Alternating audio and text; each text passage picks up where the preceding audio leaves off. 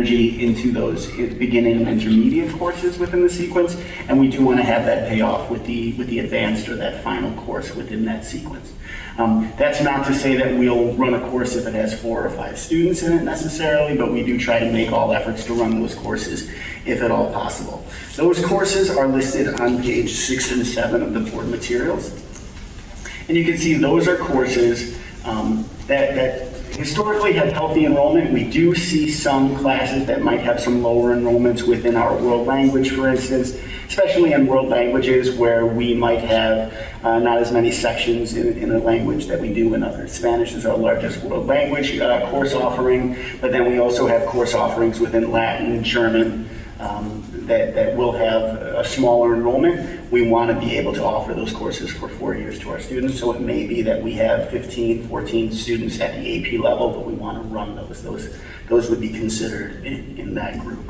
The second group of classes, those are classes that have enrollments under 18. We use 18 really as that guideline to make a determination if a course is going to run or not. And we generally make that determination if there's a few number of students. We will then decide if we're going to run it or if we're not going to run it and drop the course and then have students choose different courses. But there are, every year, a number of courses that we are requesting the board approve that do have enrollments under 18. Those are generally broken up into 3 groups. Now, taking one quick step back, these classes do not include classes within our special education division. They do not include classes for English learners, supported classes that we know are going to run under 18. Just by the nature of those programs, they will run under 18. So we don't, for time's sake and for expediency's sake, we don't have all of those courses listed. But these are courses in our general education program that we'd like to run.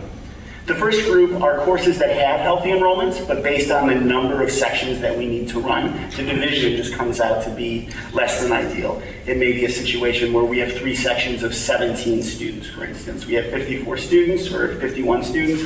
We would consider that to be a healthy number of students who want to take it, but we might need to run 3 sections of it. So the overall class average comes out under 18. The second group are the capstone courses we just spoke about, also classes that are specialty courses, courses that might not be part of a well-defined sequence, but we do want to offer them to students. A+ PC repair is a class that we think of. That's a very specialized class within our business education program, very different than a coding class that a student might be learning different computer languages. This is actually the hardware part of not computer programming, but working with computers. And you'll see that that is on our list with an enrollment under 18, but we would like to offer that as an option for our students. And then finally, that third group are classes that have a value and a connection to subsequent courses in a course sequence. We talked about capstone courses, but it's also important to think about the courses on the other side of that as well. If we're talking about a capstone course running and giving students the opportunity to complete a sequence, it's important to have that sequence begin and have that sequence continue. So a class that might fall into this is Private Pilots Operations is a capstone course. Principles of Aeronautical Science is a prerequisite for it. If we do not offer that course, the students are really just left in the lurch, so to speak, in terms of following that course sequence. They would not have enough credits, time remaining in high school to complete the course sequence, so we want to try to run those if at all possible.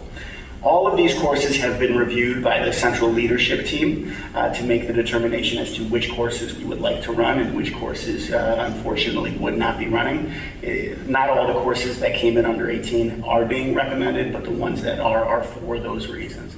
I'm happy to answer any questions that the board might have at this time. And you just mentioned a subset that it hasn't been made available to us yet, but I would hope that it could, which is the group that you're not recommending, just so that we kind of have the complete picture.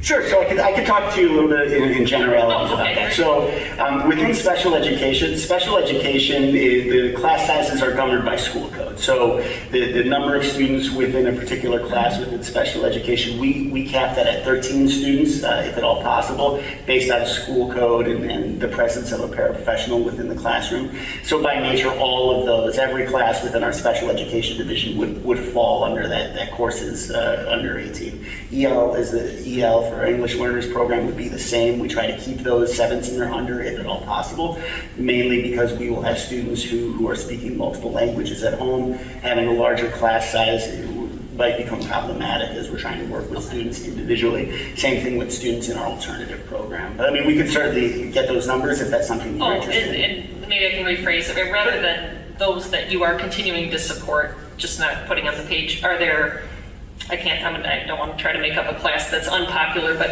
a class that only had, under 18 that you're not really recommending we support? Absolutely. I'm sorry, I misunderstood. We do have some classes. Journalistic writing at North Campus is an example of that. Okay. That was a class that prior to us closing, I think only had 7 or 8 students that were in it. We made the decision, 7 or 8 requests.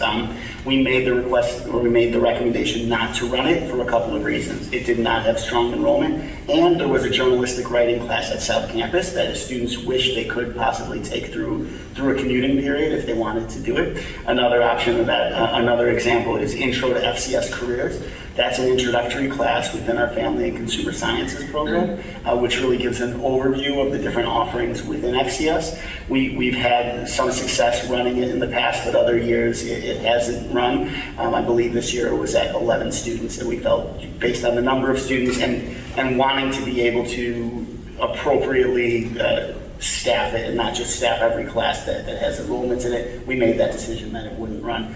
One other option, another example is human geography, the semester elective within social studies. Now with the movement of a lot of students going into AP human geography, the elective human geography class has dropped to the point where we didn't have sufficient enrollment to run it, but students have a different option. So whenever we make those decisions, we want to think, are there other options for students to take who might be taking that course? If there aren't any other options, that's when we might put that on the list of courses to approve, like that A+ PC repair. There's really nothing else like it. Right. Yeah. Okay, thank you. That sounds like a very thoughtful approach, and thank you. I'm comfortable. I just have a couple of questions. Sure. Possible. For the PE modified 9 through 12, Yes. what campus is that offered at? That is at our North Campus. And tell me a little bit more about. Oh, I'm sorry, that is at our South Campus. I'm sorry. So that's at South? Yes. So that's not a special ed? It is not within our special education program. Those are students who may have different modifications for PE that it wouldn't be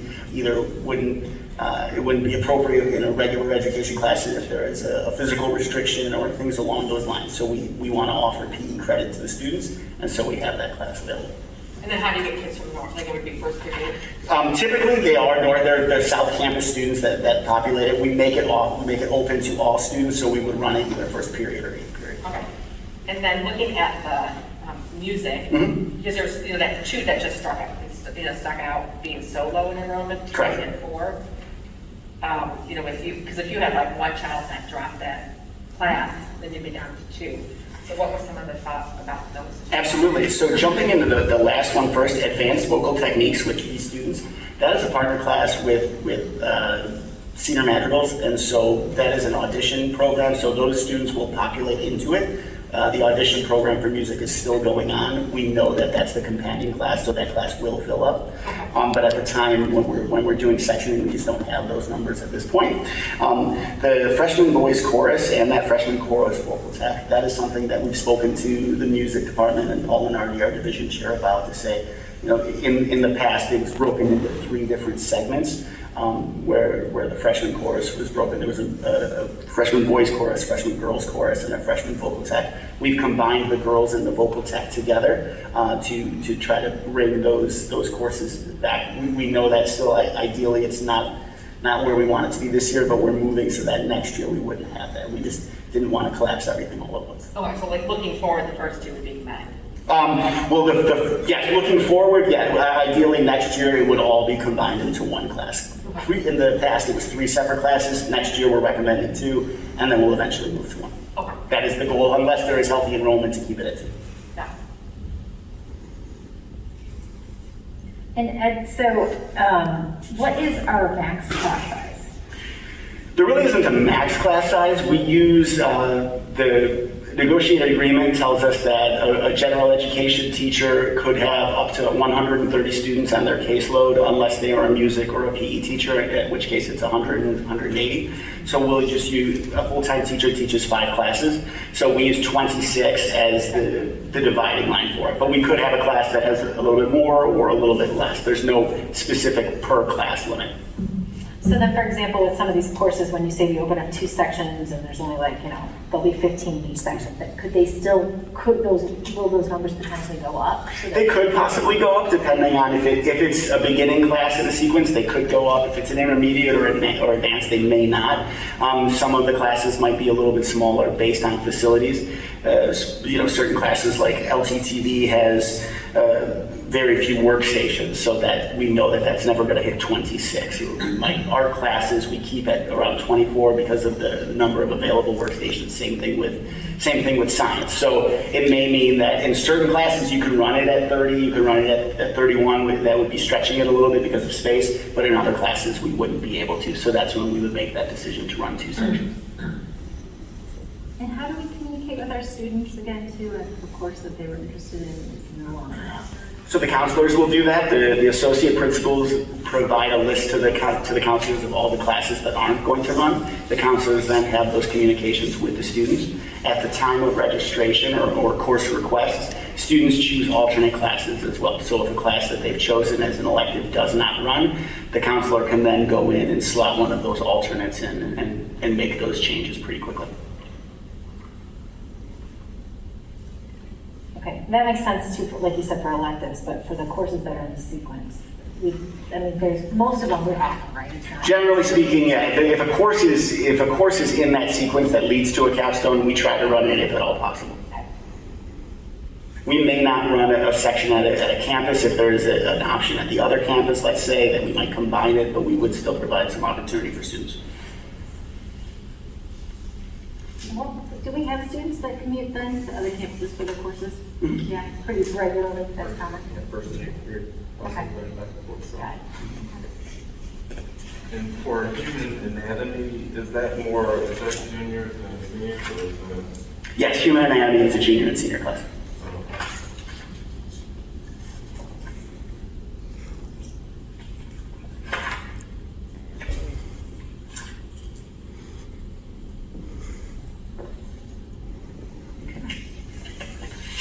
Okay, anybody else? Questions?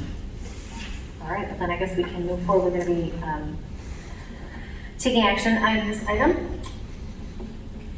Is there a motion then to approve the capstone courses and course enrollments under 18 students as presented? So moved. Second. Marilyn, will you please call the roll? Member Bear is absent. Member Beta Daniels. Yes. Member Brett. Yes. Member Kelly. Yes. Member Swinehart. Yes. Member Thomas. Yes. Member Dillon. Yes. Thank you. Thank you. We're sticking with you, Ed. On our next agenda item is the administrative and certified employee recommendations. Absolutely. Well, now that we've established the courses that we are going to be offering next year, now what we need to do is know which staff are going to be returning and which staff wouldn't. So this is why we have an action item, the second action item. Whenever we have staff members who have indicated an intent to retire at the end of the school year, staff members who have notified us that they won't be coming back, we want to take action on that at the first meeting in March. So at this time, we do have 1 staff member who has indicated he won't be coming back, as well as 3 staff members who have indicated an intent to retire, 2 at the end of this year, 1 for the following school year. We just put it on because it's all retirement. But knowing those 3 staff members won't be part of our rosters for next year, it allows us to have an idea of what positions we would be hiring, and if there are any reductions in those areas, it could possibly alleviate any reductions.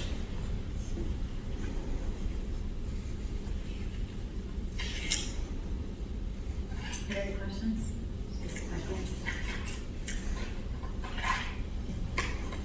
I know that some people are kind of new to the process, this being the first year going through this. If there was anybody who didn't want any clarity around the process of how we go through the action items for this?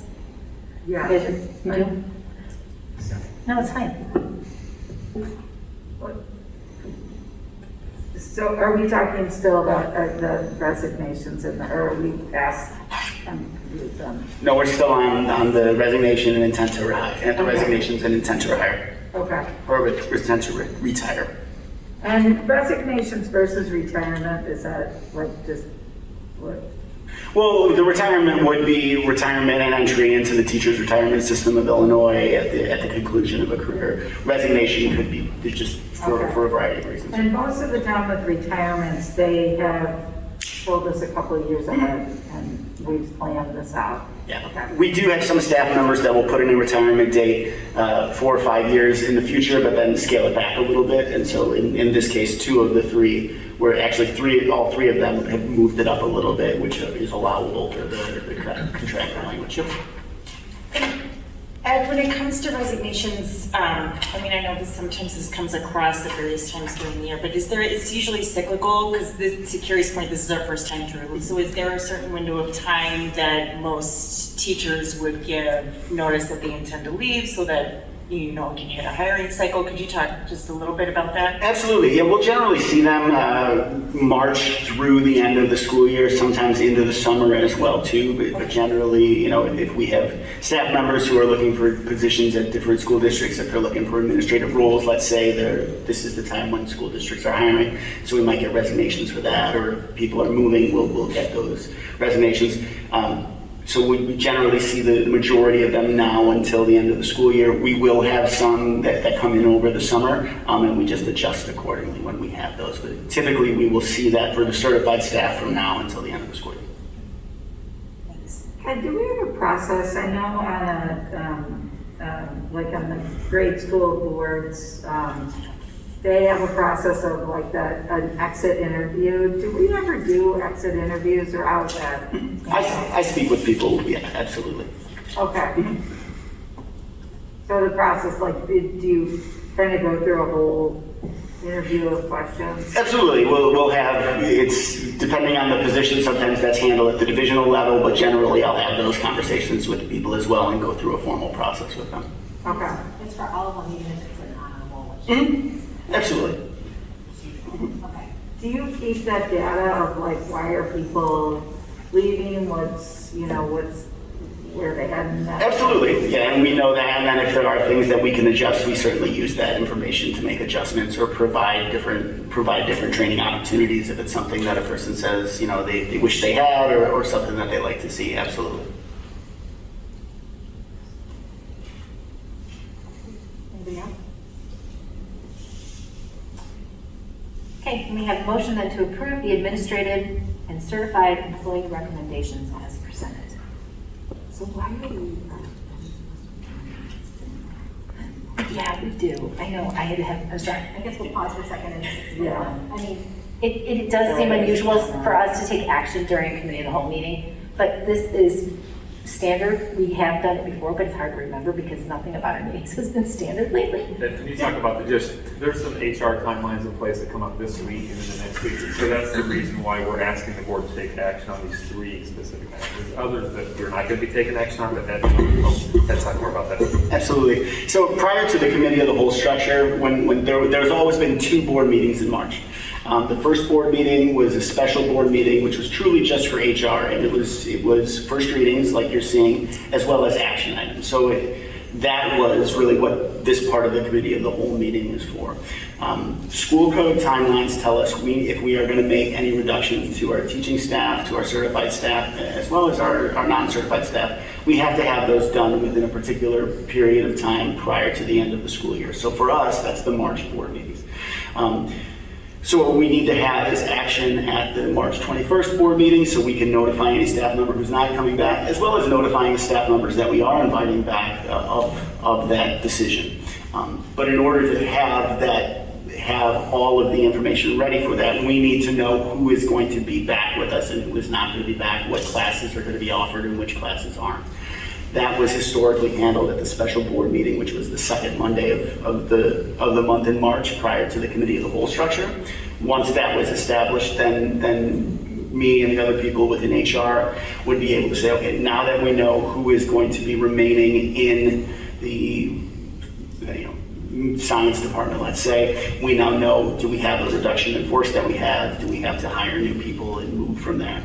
Without having those those retirements, those courses approved, any resignations, we wouldn't know truly what reductions we would have or where we would be staffing, and then we would fall outside of the timelines per school code. So that's why March looks very different than other meetings of the board in terms of the committee of the whole and the regular board meeting, where we are taking action at the committee of the whole meeting, but only for particular items that really set the stage for the next group. Sorry, I wasn't. Oh, no, not at all. It's good, because I had those. And I guess for purposes of clarity, when you said we have that as a separate special meeting, we actually probably physically did have it as a separate meeting, didn't We did. It was not even part of a committee. No, it was a So separate that's meeting. That's also part of the confusion. Yeah, there used to be the HR committee and then the special meeting and then the regular meeting. There Right? would have been 3 separate meetings Okay. before we into. I didn't know what was the whole said. year. So, okay. Clear. Good, are we good? Clear then. We're good. Okay, great. I'll do it again. Can we have a motion to approve the administrative and certified employee recommendations as presented? So moved. Second. Thank you. Marilyn, can you please call the roll? Sure. Member Vita Daniels? Yes. Member Gretsch? Yes. Member Kelly? Yes. Member Swinehart? Yes. Member Thomas? Yes. Member Dillon? Yes. And next up, we have the certified staff leaves of absence. Absolutely, thank you. So what this recommendation truly is, this is for staff members who have requested part-time opportunities for the upcoming school year. Now, something to keep in mind about part-time opportunities. Part-time opportunities are offered within the different departments if part-time opportunities exist. What we don't do is create part-time opportunities, but through the sectioning process, it may turn out that we have a need for 27.6 teachers within a particular department. That means we have a 0.6 part-time assignment. That's teaching 3 classes in the day as opposed to teaching 5. We do have some staff members that are interested in part-time assignments, and that's what this request does. They are essentially requesting a leave of absence from part of their day to take on a part-time assignment.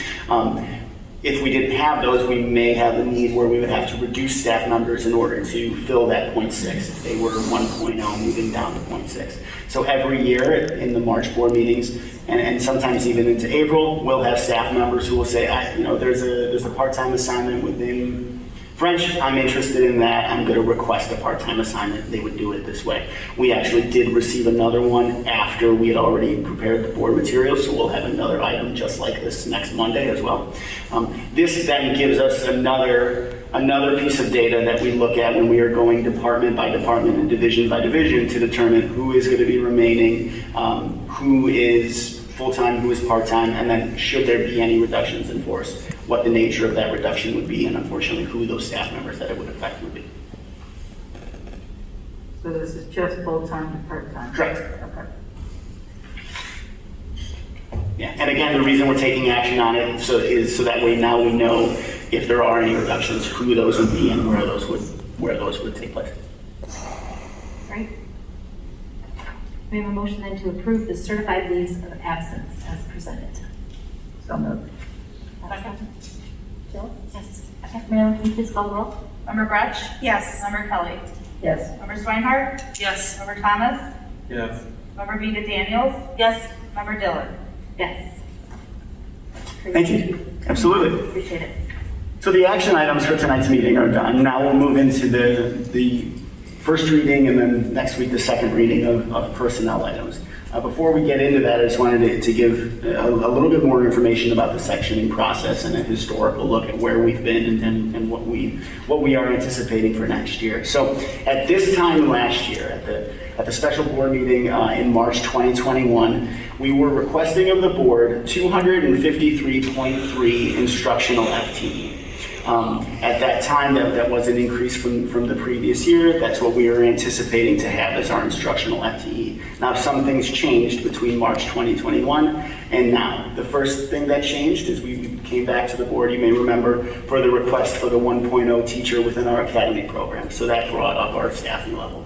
The board also was generous last year, and it has been generous each year, to allow us to use 0.4 FTE as discretionary FTE. That is FTE that, should we have a need to create a new section of a course, especially over the summer when the board hasn't historically met, it gives the district the ability to say, yes, we're going to create this course without going to the Board of Education for formal approval.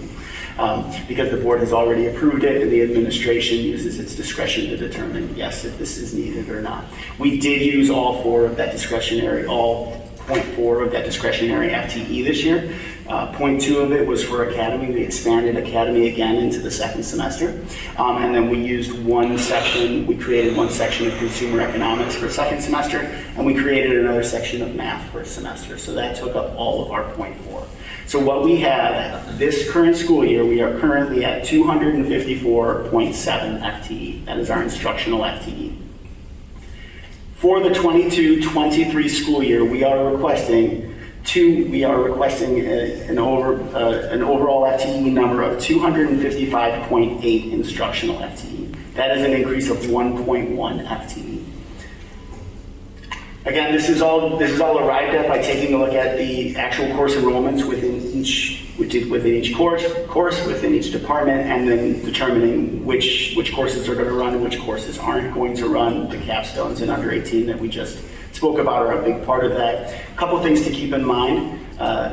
The board previously approved the pilot for co-teaching. That co-teaching model created the need for additional sections within our English and our world history at our sophomore level or at our freshman level. So that right in and of itself is 2.2 FTE. So if we remove that 2.2 FTE, we actually see that our overall FTE is down a little bit. And that comes from a variety of different ways. Our number of students in TCD, Technology Center of DuPage, has grown a little bit, which means fewer students taking all of their classes on campus. All of those things balance out. But overall, we're looking at an increase instructionally of 1.1 FTE for next school year. We are again asking the Board of Education for 0.4 discretionary FTE. That number is not included in here because we don't know if we're going to need it at this point. Should we need it, we'll come back to the board and let them know, that we have used it. We hope that we won't need to use it, but we also know things can change between now and then.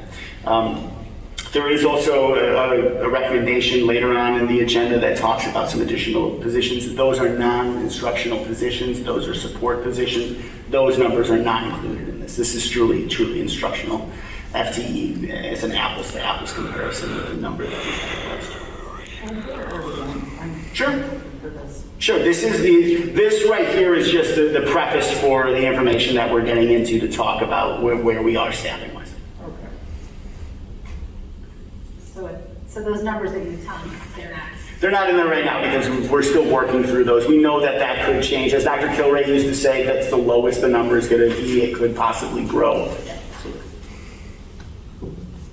And then so when you talk about, if we approved 0.4 last year, and now we're looking at like a 1.5 as well, what exactly do you think that what does that somewhat equate to roughly?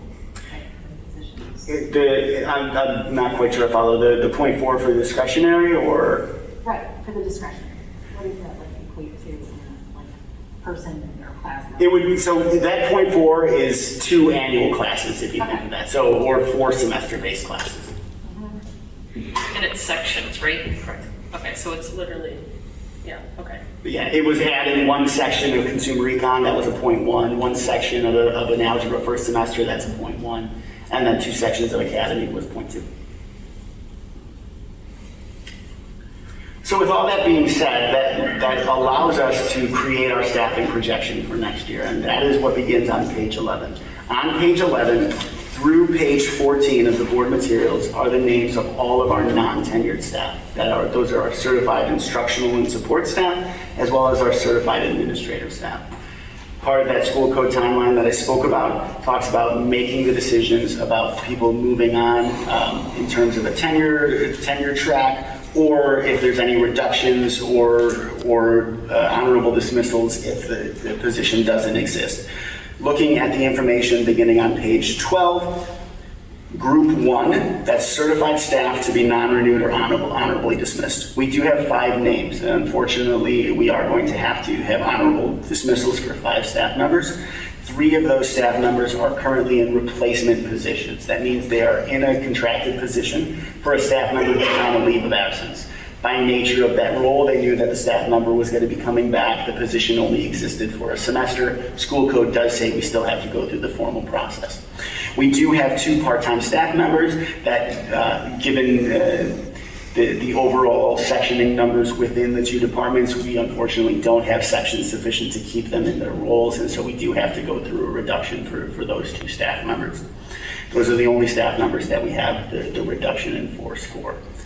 Then going into group 2, those are all the staff members who are going to be brought back next year. Some are brought back on a part-time basis if sections exist, and then others are brought back on the full-time basis and move from year 1, 2, 3, and 4 along the tenure track.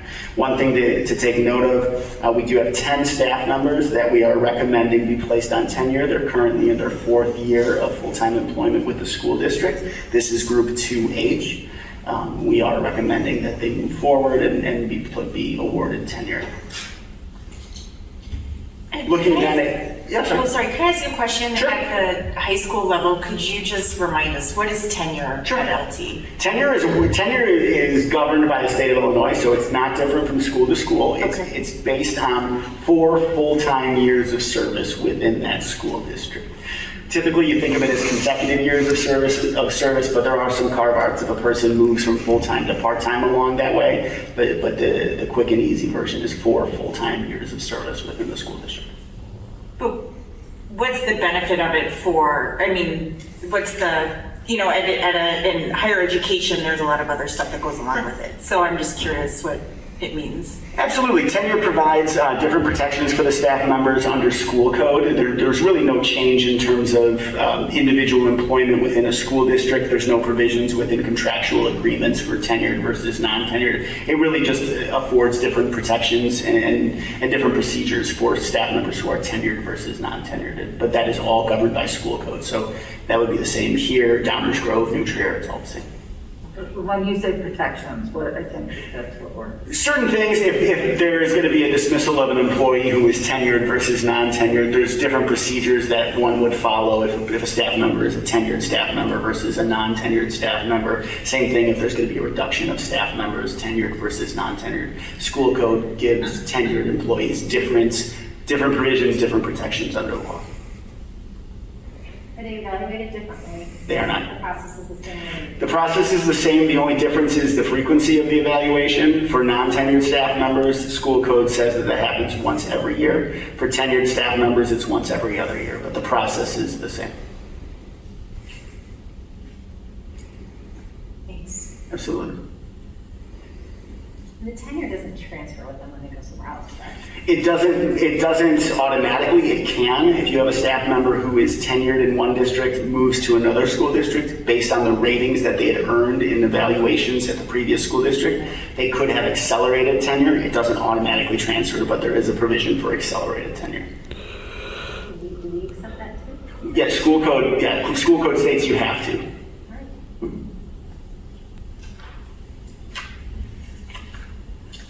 And then real quick, if we look at Section 3 are our non-tenured administrators, who we are recommending either a release or an honorable dismissal. There are no recommendations for that. And Section 4 are the administrative staff to be reemployed. These are our non-tenured administrative staff. We are recommending everyone moving forward along that path. And we do have one 4th-year administrator, once again, being awarded tenure. Tenure is awarded in the same way for 4 full-time years of service as well.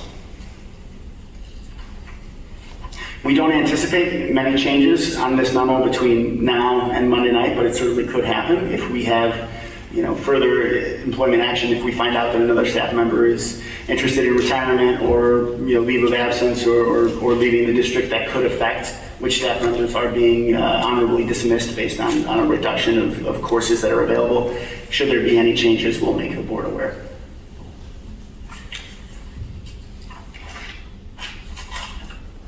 I'm happy to answer any questions the board may have.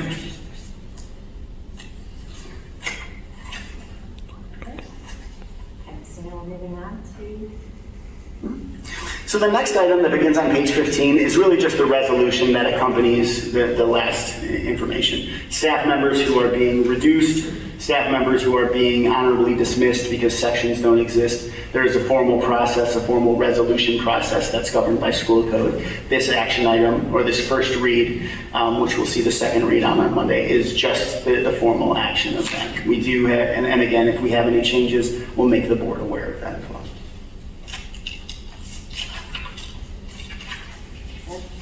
Absolutely.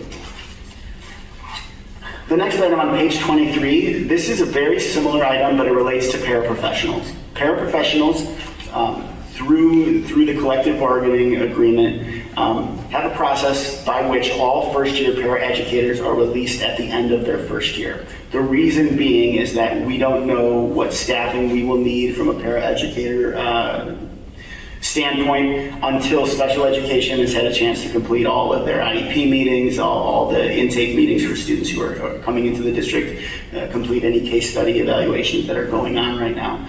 That generally finishes up towards the end of the school year and into June. Once we know our staffing needs for paraprofessionals, then we go in the process of recalling these paraeducators. They are recalled by way of seniority, so the first person in is the first person who is called back. I can tell you that in previous years, we're typically calling all of our paraeducators back because we will still have some movement. Paraeducators who have decided they're not going to be with us again, or paraeducators who have teaching certificates that have found a teaching degree or a teaching position that resigned that role. So we typically have those needs. Again, don't have a crystal ball to see what this year would look like, but we'll adjust accordingly and then recall people as needed for the start of the school year. But this year we have 14 paraeducators that are first-year paraeducators. They'll go through this reduction process. All of the paraeducators, when they're brought into the district for the onboarding and intake, are told about this process right from the very beginning, so they're aware of this process.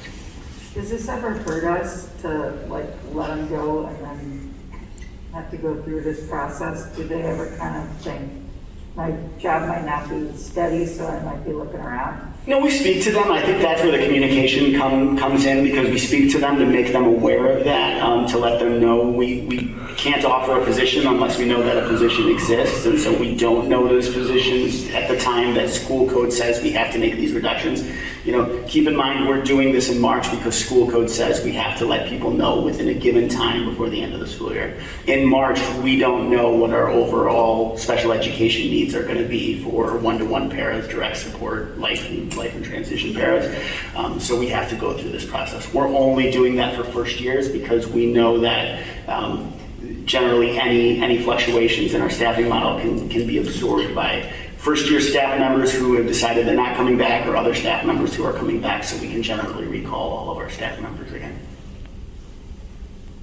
And you may have said this, but what's the typical timing when they would find out if they're all recalled as is typical and as you said is likely essentially their expectation, or it's the expectation that they're released and their hope that they will be recalled? We generally try to reach out to them the last week of June, first week of July, so they're aware of that.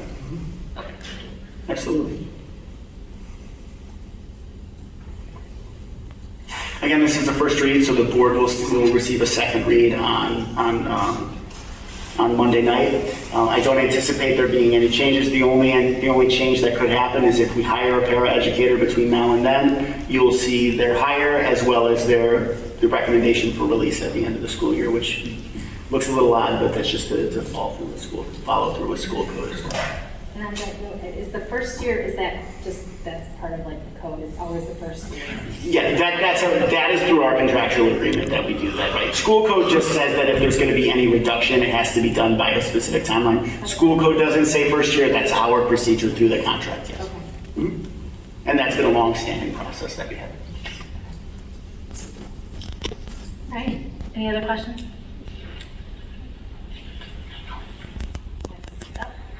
The administrative staff contract renewal. Okay. This again is a first read that we'll have a second read for on March 21st. These are the names of our tenured administrative staff. So we already spoke about the non-tenured administrative staff that we are recommending for rehire. We have 13 names of tenured administrative staff. I'm one of the people on those names, so it's always a little awkward that I'm recommending my own rehire. School code and tenure law talks about if there hasn't been a dismissal, we are rehired as a staff member of the district, but not within a particular position. That's what this action item talks about. This is the formal recommendation to rehire these 13 administrative staff members into the roles that they are currently in. That's why you see the name and the position associated with them. To just use myself as an example, I earned tenure with the district, so I'm a tenured staff member. I'm not tenured in this role. So this is the recommendation to have me remain in this role, or Scott Eggerding as Director of Human Resources, Leslie Owens as Director of Student Services. This then would get a second read at the March 21st board meeting with a recommendation for formal action at that time.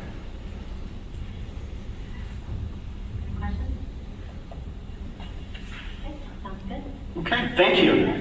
And then well, I'll let you, if you want to keep going, and then I can, the next item, do you want me to just keep going with it, or did you want to? No, please. Sure. So the next item is not instructional FTE, but it talks about the request for additional positions, and those are support positions. Those conversations, if you recall, have happened over the course of different meetings, namely as we're talking about a change in the student services delivery model, the talk about our English learners program and the need to move into a bilingual program. So Leslie Owens has provided some information, has made a recommendation to create new positions and increase some of our staffing. So at this point, I'll turn it over to Leslie. Thank you. So it was probably right around this time last year that we started having these conversations at the board. I know it wasn't all of these board members, but just obviously the pandemic brought some changes that we had to address in terms of student support, but that was certainly not the only thing. Some trends that we had been noticing over the past, I'd say, decade. This is my 16th year, and I worked as a school psychologist and then in special education through our SST team. So noting some increases across the years of instances of students having difficulty, mental health difficulties, other issues coming up, and just looking at our entire service delivery model and staffing pattern within student services to determine, are there gaps that exist between what our students' needs are and where our staffing is at. So what you see in this on page 29 is the student services delivery model and staffing pattern, and then really I think it's most clear on the charts that I included on page 30 and 31. So what we looked at was what was our staffing pattern before, and I was comparing this against national recommendations for ratios of professionals to students, looking at our needs, so pulling data with our SST teams, how many referrals were we having for acute intervention, how many special ed referrals were we receiving, 504 referrals, all of those data markers to see what the increases have been over the years, and there had been a significant increase, like I said, within the last decade. And so looking at all of that, kind of putting it into a chart that would help depict where our resources were and what those ratios were. So that first chart, chart 1, really shows what were we at prior to 21, 22, what did that look like? And I've highlighted in green kind of the things that have shifted a bit from last year to this year. So what we did, we added some things last year, some supports for students. Based on the pandemic, we increased one of our social workers who was part-time to full-time. We added some outside resources. We've added a partnership with a resource called Referral GPS, where we could connect families really easily with outside therapeutic supports, but certainly tried to make use of what we had in-house to try to see what we could shift, provide better support, and then see where that would lead us in the future. And so we had 3 student support counselors that had jobs. Obviously they were wonderful people and did a lot to help a lot of students, but their caseload was a little bit undefined, and it was difficult to use them in certain ways to support all of our students. So we started really looking at the fact that they didn't have a caseload and that our general grade level counselors' caseloads were really high, and started to look and see how we could shift. So we decided to make the shift after a lot of, again, data gathering, talking to every person in the department to kind of think about how this would look in the future, and move them onto grade levels, freshman, sophomore, junior year, with the idea that we'd leave that senior class with 3 counselors because our career and college counselor supports that senior class. So we did that for this year, which allowed us to reduce that caseload significantly for those counselors at the freshman, sophomore, junior level. So having 1 counselor to 250 students, which is the national recommendation, as opposed to that 100 to the average was 330 to 350 students before. So that was one of the shifts, and then that full-time social worker. So we have a grade level social worker freshman through senior year, and we have an additional full-time social worker currently who really focuses in on supporting our students through the alternative program, as well as working with students through our reentry program, which is all of our students who are psychiatrically hospitalized at some point throughout the year and need that extra support to come back into school. So looking into the future and how we can continue to balance and make sure that we are moving toward a multi-tiered system of support, a way to be able to provide a lot more prevention-minded services rather than that acute intervention and waiting until we have to be providing individualized services for students who are in crisis. How do we get to that preventative model? So for next year, the recommendation would be to hire an additional school counselor to round out each team at 4 counselors per team, which would bring that overall ratio down to 1 to 250 across all 4 grade levels. Additionally, a social worker, that would bring us to allowing 3 full-time social workers per campus. The national recommendation for social workers is actually 1 to 250 students as well. That's total students. So again, we're still above that, although there are some changes depending on the population of students you're working with. So social workers who are working with very specific populations may have smaller caseloads, some may have larger depending on the needs. So this would allow us to have 3 full-time at each campus, and again, allow us to see the types of supports we can provide with that level of support. The other factor, the other recommendation is you'll see 504 coordinator / assistant division chair.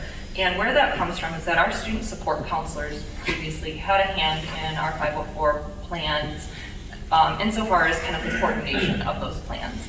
When the student support counselors went back onto grade level, that coordination went away, and we knew that sort of the collateral fallout of that would be that the division chair would absorb some of that in the hopes that we would still be able to get to a point of having a 504 coordinator. It is a legal requirement to have a 504 coordinator. We have approximately 448 students with 504 plans. And for compliance, we should be having annual reviews on every single one of those students each year and a 3-year reevaluation for all of those students. We also transition about this year 104 8th grade students with 504 plans, and those each require a meeting to transition into high school. So there's a lot of coordination that goes into 504 plans. Our general counselors and our social workers have a lot of stake in those 504 plans. They're the ones that are doing day-to-day management, checking in on accommodations, collaborating with teachers and students. But that coordination piece, really the oversight of it all is a large job, obviously, in such a large high school with such a high number of 504 plans. So that would be part of that recommendation. Again, kind of on the first page of this recommendation, just looking at the overall goals, that kind of sets the stage for why these proposals coming forward, and again, to get us to a point where we feel like we can have a really robust MTSS framework in place that allows us to work on intervention and prevention rather than coming at it from the kind of crisis response standpoint. So, any questions? So before the pandemic, we used to have a 504 coordinator, I believe, at each campus. So 2 of our student support counselors were fulfilled the 504 coordinator duties at each campus. Right, but they were specifically 504. They also had other duties, so it was part of their entire list of duties. That wasn't their sole job. Who's doing it this year then? Well, So it's a combination. Drew Eder, our new division chair, and then I've been supporting him as well.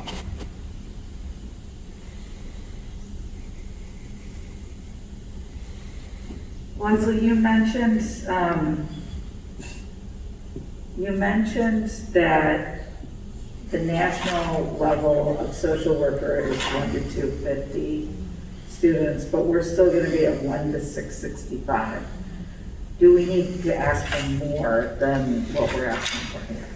Well, I have said this before, I would never turn down more mental health support in high school. I think it's really important though, and as I've worked as division chair, assistant division chair before and in this role, that we take things in a stepwise fashion. And I don't mean that to try to not provide services for students or to make jobs harder for professionals. I just think it's important to, when we're adding, to really take stock of how that works and what that looks like before requesting additional FTE. I feel like having moved through this continuum of getting more support, it's really nice to have a little bit of time to see how things settle in, and then it kind of informs the next step. I won't lie, I would see us requesting more social workers in the future, but I just feel like it's a good way to do it stepwise, really analyze how that's working for our students and for our staff, and then move to the next step. A lot of the work that our social workers do, there's a lot of collaboration with our counselors and our school psychologists, so those are all areas in which we're increasing, and I feel like it's helpful for us to kind of see how that shakes out before we keep adding that additional FTE. Again, it's always hard for me as a mental health professional to turn down mental health support, but I guess I'll say we keep adding in other layers of other things to add more support, so I don't feel like it's at the detriment to our students or staff, but I do think we want to continue monitoring that and see where the needs shake out. Is that something that we do or can do, not just on an annual level, but like, can you do that mid-year or something to reevaluate and say we could use extra? Yeah, there's a few ways to do that. Last year we did increase one of our social workers. It was right around, I think, January. We increased her from part-time to full-time, so that was something we were able to do and not have to wait until this March season. We also, the use of social work interns, the use of our cooperative for support. We have a lot of resources at our disposal that we can use either on a temporary basis or to kind of figure out what we may need. There are different kind of purchase services through LADSI that are always at our disposal if we need to, like RAP, social workers, things like that. So we can definitely do some things throughout the year where we don't have to wait till that official hiring season if we felt like there was a need that wasn't being met. I totally respect, you know best on this. I feel like we always hear that social work and that we need more and more and more. We hear it from the community. We hear it from, I think we've heard it from students and staff. And if we're well below the national average, I want to make sure that I can't speak for the entire board, but I know I would be all over giving what we need to get this where we need to be. So, yes. I mean, honestly, we appreciate any support of this plan. This is where we expected to be last August when we presented. We were going to evaluate it all fall and into the spring, and expected to come back with this phase to the board, and it looks pretty similar to what we thought back in August in terms of what we feel is a really significant next step in this journey. The college, I noticed on the college and career counselor that used to be really just spread to the North Campus is now an overall, and I understand, again, I've seen in I think it's surveys or in some things that we wanted to get more career-based earlier on, and maybe college-based earlier on. Is that enough? Are we asking for enough there? Because that's just getting bigger and stronger. And yeah, I've worked with Drew. We've talked a lot about that role, and obviously Leon Musser, who's been our college and career coordinator, is retiring this year, so we'll have a new person coming in. Leon's done a fantastic job and has obviously expanded our college and career counseling over here at North Campus. Drew and I are definitely both interested in seeing how we can expand that into some of that career exploration. A lot of that too is a huge part of a general counselor's role, and just the shift to having 4 counselors per grade level allows for more of that pre-career, pre-college surveying. I don't know where it's coming from, sorry. That pre-college, pre-career survey and talking with students about their interests and getting them curious about different avenues for exploring those at LT. I think a lot of that will all come along by having 4 counselors per grade level plus the career and college coordinator. We do see that our vision is that there will be more time spent at South Campus by our college and career coordinator. Just the nature of kind of how things are working and looking at kind of those career pathways at LT, all of that is kind of coming together. So I see right now we don't have a recommendation to increase FTE in that area, but we're definitely looking at how does that role look in the future, and then we would, again, kind of analyze that and determine, would we need more people, or do we have what we need to cover both campuses and make sure that our freshman and sophomore get some time with that person. Okay, I'm so sorry to be asking you this question. School counselor, did you mention what's the national average on school counselor ratios? It's recommended 1 counselor to 250 students. And I know just more anecdotally, but also it's shown up on kind of perception surveys that students and families feel like that shift to the 4 counselors per grade level has made a marked difference in the time they get with their counselor, having access to counselors. So I was really pleased with that. I mean, any move you make with staff is always a little risky. You never know how it's going to quite turn out. You have what you think is going to happen. So, that was one that we felt like was a really good move, and we felt like it's what students and families were requesting, more time. And so it's really been a really nice shift this year. I feel like especially our freshman class coming into LT during a pandemic, it's new students to this big building, and they were able to really meet their counselor, get to know them, and get a lot of really good attention. I want to keep saying, this is where I really want to support whatever we can do to beef up all of your student support area as much as we possibly can. So keep asking. I support that, Allison, as well, and it sounds like you're striking a very appropriate balance and keeping us informed in terms of national norms, and that we're there on the school counselor, and we're hopefully migrating there in other ways, and we look forward to frequent updates if anything changes, and you do, to Allison's point, need more resources. Certainly it's an area that we're very supportive of. I'll say we, again, like Allison did. We appreciate that. We really do. We Thank appreciate you, the yeah. support. It's great to have the support, and I know that our staff would echo that.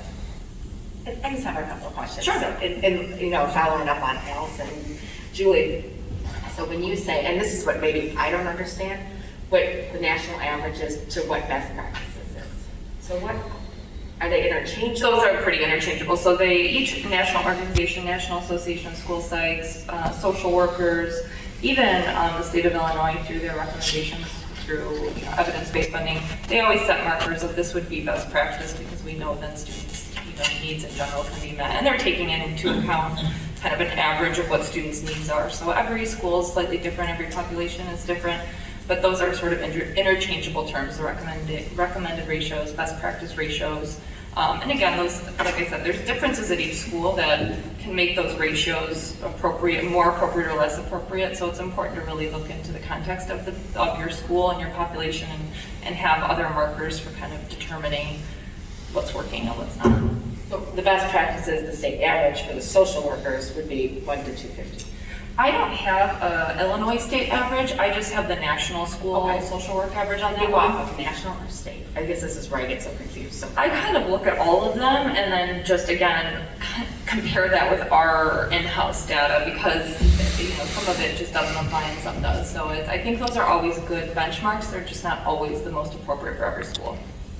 so like in looking at to make sure that we have the most appropriate for the school, I guess my question is, what would we look at to look at that, to see, do we have the most Yeah, I appropriate? think there's best practice according to the association. Then there's a different number that's probably the average of schools in the state, and then a different number of averages schools in the nation, which those could be 3 different numbers. And as Leslie's talking about, there's also some factors involved here where I would say in every high school I know, counselors take on assessment roles, where they run AP tests, they run SAT tests, ACT tests. We're fortunate here where our counselors don't have to take on. But I was looking more at the social worker, I think following up on Allison, right? I mean, that's what you were looking at, Allison, was the social worker, right? All of it. Right. And so what I can tell you is that what I do is I work with our social workers, and I have a list of, I'm looking at my spreadsheet, so I'm pointing at this even though you can't see it.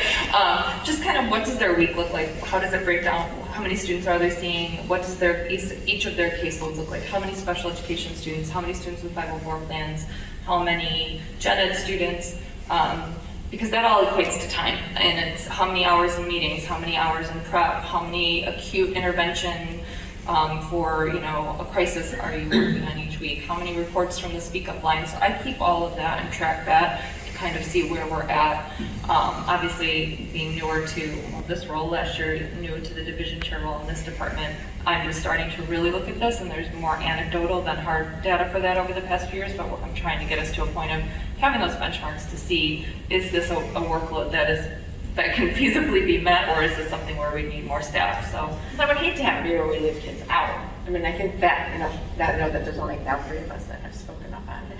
So I don't want to say, but I mean, I would hate to have it be where we leave kids out, and I always am like very black and white about figures and things like that. So I would like to know more of what is appropriate. sure. I don't know if that's something you can give. So one thing with I know you've identified the social workers, but don't we have like a couple of psychologists? No, we do. We hire our school psychologists through LADSI, and we have had 3, and we will have 4 next year, so that's another huge asset to our SST teams, and certainly mental health professionals in the building. They work through LADSI, and so we use IDEA, all of our special education funding and things like that, that help us to support staff through LADSI, so that will be another asset again to our SST teams to support students. And that's a purchase service, so it wouldn't show up in this document here. But yeah, that student support team is really, that includes the students team from 3 or now 4 grade level counselors, social worker, psychologist, school nurse, and assistant principal. I think the differentiation really here is when we talk about the counselors, we're specifically saying that you'll have 1 counselor who will have a caseload of 250 students. What you're saying with social workers is just because it says 1 to 665 does not mean that one person is seeing 665 students. Correct. The way they do the ratios is just based on a total number of students. That doesn't mean that's all the students you're serving. So, in any class, there are students who will never meet the social worker because they never have that need. Those ratios are really based on, okay, if we have a group of X number of students, we can anticipate that this percent will need this percent will need this. And so that's how that all shakes out. So that's why I want to dig into our numbers to have the exact, what is our student population needing? Because that's just more accurate than a total national ratio. And right, you see 1 person for 665 students to provide services for. I know that there's obviously a much deeper layer level to it. I think the sentiment, maybe from what I'm hearing from everybody here though, is that if you need more, as you're seeing and looking at this data, that there is, sounds like there's some agreement and support of our social workers to get it to that point. Because I think, and then to Jill's point, there are kids that maybe don't raise their hand or might not seem as obvious, and those are the students we want to make sure we're not not seeing them, which, I know you guys are working really hard for that, but we want to help you guys provide whatever support you need for those students. And that's really where we want to get that. That's the crux of a multi-tiered system of support, that you're able to reach out before a student has to. So you're doing those screeners, you're collecting names, you're on the forefront of figuring out who may need support based on very predictable factors rather than just waiting for the crisis to come through the door. So we are definitely working on that, and I think making huge strides to be in a great position to support the students here. So I truly appreciate all the interest and the support, and we'll be happy to keep coming back and keep reporting. Thank you. And I know this is about our hiring, but I did have a question related to our the school counselors that work with our students at each grade level. I think it's great because I know that we didn't really have, we had that somewhat of a, looked like a little space there for senior year, but we had the coverage for emphasis. But with the college and career counselor role that we're looking at for next year, and you kind of alluded that it would be kind of more an expanded role, and obviously we'll touch our freshman and sophomore years, which is really great and awesome. Do we have opportunities, I think somebody also mentioned too, not just from like we do group sessions, I know, or have in the past done the group sessions on mostly related to college guidance and how to navigate the process, since it's really murky and it's complicated and overwhelming for so many people. But do we also do guidance or counseling sessions, or I should say large even group sessions on career options and career fields for our students that takes time out, so our students can see that those options are as well?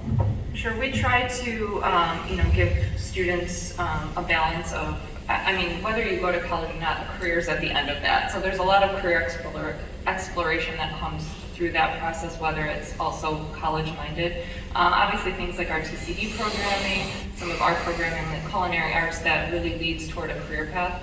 that is all incorporated into some of those group guidance sessions. Freshman year and sophomore year, counselors work a lot on career interests and just understanding yourself and your interests and how that would match you better with certain careers than others. So there's a lot of career conversation. I definitely, if that's an area we are interested in expanding though. A lot of, careers in the job market has changed so much that there are a lot of options out there that maybe don't follow a traditional path. And so I think that will be something that we continue to look into and try to get as much exposure for our students to things like externships, internships, job shadowing, ways that they can see on the ground, what does this look like, what does this feel like, is this something I'm interested in, rather than just thinking about post-secondary education. And I have one more question. That's what we can ask something like that. No. I was just going to ask one more question too, because so obviously we had our group discussions, but then we introduced, I think just this year, more individualized. Was that? I don't know if I'm. For counseling. We had an opportunity to meet with our students more one-on-one this year. Between the last year and this year, we have, part of that this year is that our ratios are lower and counselors simply are able to connect with their students through the registration process. So we've tried to make that a time where students get that one-on-one time with their counselor. And they talk about, registration for a very short period of time usually, and then the rest of the time ends up being just check-in and learning more about the students' interests and plans and what do you do for fun after school. So that's been a really nice shift that we've noticed, and I think students really appreciate the relationship. Again, because that counselor shifts from South Campus to North Campus, it's somebody that they really feel like is on their team and that they know well, and they like having that continuity. So it's been great. Great. Yeah, so I was just gonna say, I think that ideally, what you were saying, through freshman and sophomore year is when the counselors are maybe having some of those dialogue discussions, but it seems like maybe during the pandemic that necessarily wasn't the case that happened. So there's a gap still of students and then career choices, and even if you look at current seniors now, there could be, I'm sure there's still a large number that are still kind of undecided. However, some are kind of forced into knowing what they say they want to do. But I don't know that, I think that we need to really get stronger in the whole career exploration side and also complementing the whole college side of it, because they ultimately are going to go hand in hand, especially when they get down to senior year. For sure. That's something, again, we've, Scott and I have talked about, and others, about looking at kind of reshaping even our APG into more of a career pathways, is really aligning for students. If you're taking this set of classes, where does that lead toward, and what are the experiences that you could gain going through this sequence of classes? Again, whether you choose to go into a four-year university, two-year, or right into the career field. So I know that's something that there's a lot of interest in our administration and also our staff to keep building that up so that students feel really prepared when they leave LT for whatever they're interested in doing. But certainly something we'll continue working on. Thank you. Sure. This was awesome. So before we get into the next request, so if there aren't any concerns, what we'd like to do is this will obviously come back next Monday for official consideration at the board level.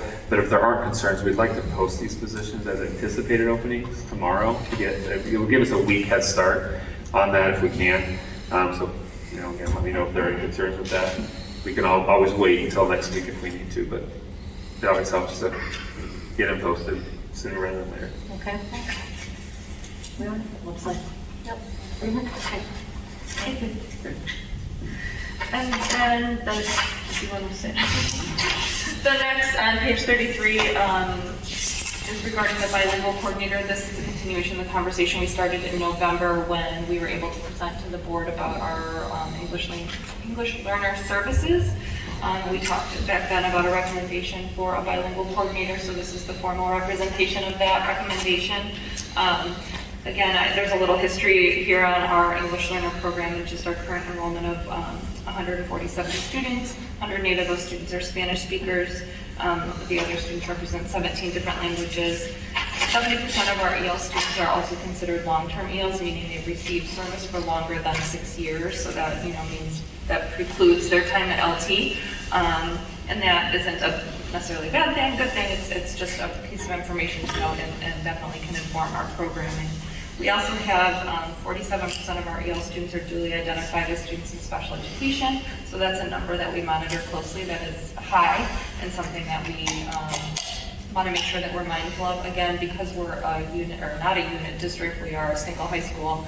Many students come to us already duly identified, so that presents its own challenges. These are not students. Okay, must be like static electric. These are not students that we are identifying when they're here necessarily initially, but they are students that are duly identified. And again, it's just something that adds layers of complexity when you're programming for students to make sure that you're programming correctly. So our vision for a bilingual coordinator is somebody that can provide additional push and instructional support to some of our classes so we can expand offerings and expand services for our students. Also, we see that as somebody who can provide the bilingual certified support at IEP meetings, which is something that school code dictates. So we have those 47% of students that are duly identified and they need representation from a bilingual certified staff member. And then just trying to improve our outreach with our families. We have a BPAC that would be something that this person would be the leader of, and we just want to make sure that we're really reaching out to families and supporting them the best we can. Our associate schools are changing some of their EL programming. We have a district that's doing dual language. That's going to represent changes for us down the road, so we want to make sure we're ahead of those changes, that we're programming appropriately and ready to support students when they are here. So again, just a recommendation to create that 1.0 position. It would be a person who would be in our language arts division and would kind of pick up and expand on some of the work that has been happening by Karen Reno, the division chair, and Toby Casella, our assistant division chair. Any questions? So this person then would be able to, there would be an expectation they could be individually reaching out and having some touch point with these families then? For sure. Okay. Which we currently don't really have. Or we do that, but now we're solely dedicated to do just Right, that. yeah, it would be somebody I think who would be much more knowledgeable in terms of a lot of the programming and a lot of the connections and opportunities, and so somebody that could support our families in a totally much more expanded way. And informed about the changes or some things, programs that have gone there to place of services that their students can be taking. Absolutely. And a lot more articulation, and really kind of bleeds into student services, our college and career coordination, all of that, kind of all comes together.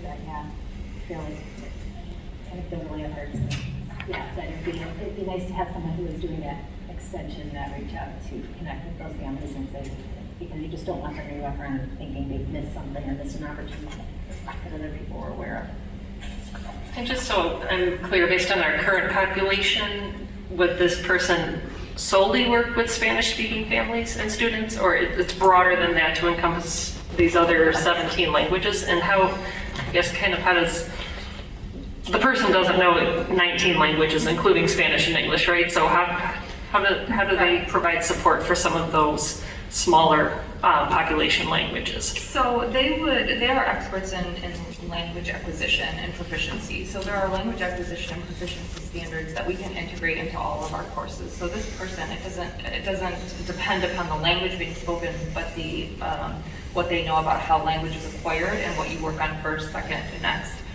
to obtain full academic language and all the things that students need to be successful. So a certified bilingual coordinator, they would have that expertise and be able to work with students, with any language base.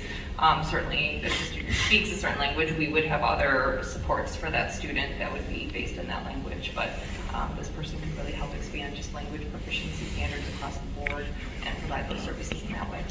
Do you think it's likely that the person will also speak Spanish?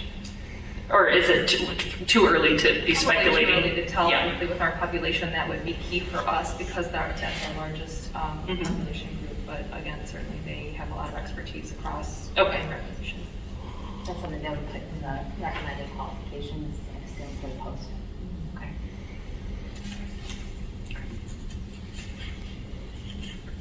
Everybody good? Any other questions?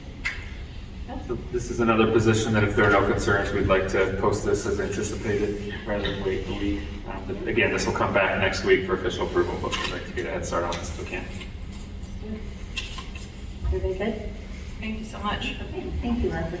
That's great. Excited for HR? Liz? Awesome. That's all. And keep going. We're here all night, right? Poor Brian Stashak, who's waiting so patiently for us. I think you're up with the 5-year financial forecast. I am, thank you, President Dillon. So what I usually do at this time of the year is I do update the district's 5-year forecast. I usually do it around this time of the year for a couple of reasons. Number one, excuse me, in the month of February, we find out what the latest CPI number is going to be. And so that happens, usually January, February timeline. And then also I'd like to update this as I go through and I start the budgeting process for the next year. So we're in the middle of that budgeting process for the FY23, the 22-23 school year. And so really there's, first of all, this is sort of my disclaimer, right? That I kind of take what's known right now and then we project that out forward sort of over the next 5 years to see how that looks and how that, what type of a trajectory the district is on financially with the known factors and also many unknown factors. So it's important to keep that in mind. If I had the perfect crystal ball, we'd be in great shape.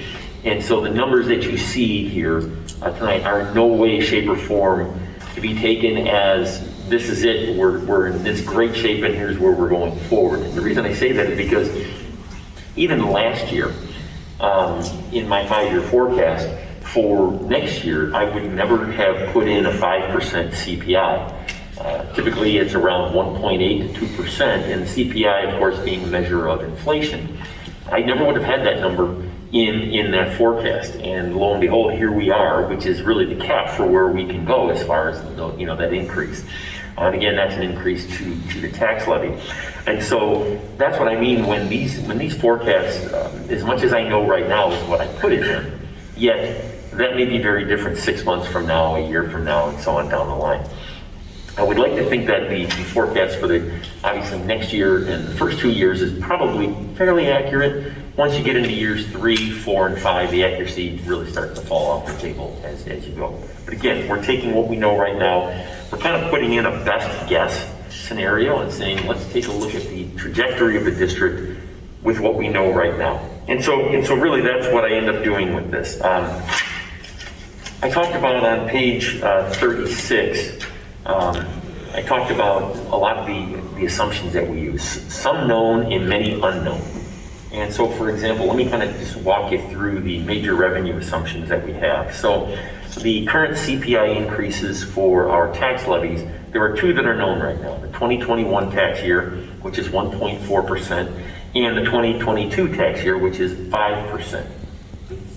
23, 24, and 25, those are all estimates. The 2.3, 1.8%, 1.8%, but those are, the 2.3s and 1.8s are more in line with the last 10, 12, 15 years of what the numbers actually are. Sure, you have an outlier. The last time we had a high CPI, it was above 4%. The following year was 0.1%. Now, I don't think we're going to see that dramatic of a drop coming next year, but I do think it's going to probably be lower. And so that's why I have those numbers in there. And again, those are numbers that drive our total dollar amount from our property taxes. And I think everyone in this group knows how much those property taxes are drive our revenues. It's probably close to 90% when you look at the total dollar amount. Also important in this calculation are the new property values, because those are new tax dollars that are not existent at the current time, but because of new property will also roll onto the tax rolls as well, along with our CPI numbers. So again, you see my estimates there, and none of these are actuals. These are all guesses going forward. Again, kind of in line with what we've seen here in the recent years. There's also a number that I don't have on here, which is this new recapture levy that is going to be part of the tax levy this year. And so, again, that is where we see, we actually, every year, we pay out property tax refunds on an annual basis. And so we're going to see a return this year for the first time of about 1.3 million of those dollars as well. And so really, when you look at this 5-year forecast, what's really driving this are those CPI numbers, the 5% certainly, and then the addition of this $1.3 million that we are going to see that we have not had in the past. So the revenue side is really driven really by those two. Corporate personal property replacement taxes, this is, I'd like to have a better term for you than up in the air, but it is right now. I was just on an email chain with a number of other business managers, and historically the district has seen about $3.3 to $3.5 million of revenue from that source. Last year we were at $4.9 million. This year we budgeted 4.7, and we're already at $5.6 million this year. These are numbers we've never seen before, and so is the expectation that those numbers will continue in that direction? Honestly, I don't know, and there's really no way to predict that. And like I said, every one of my colleagues in other districts, we're all in the same boat trying to figure out where we're going to go with those, and I'll show you what I've done with that as well. State and federal revenues are generally flat for the district. There's really not much of an increase in those going forward.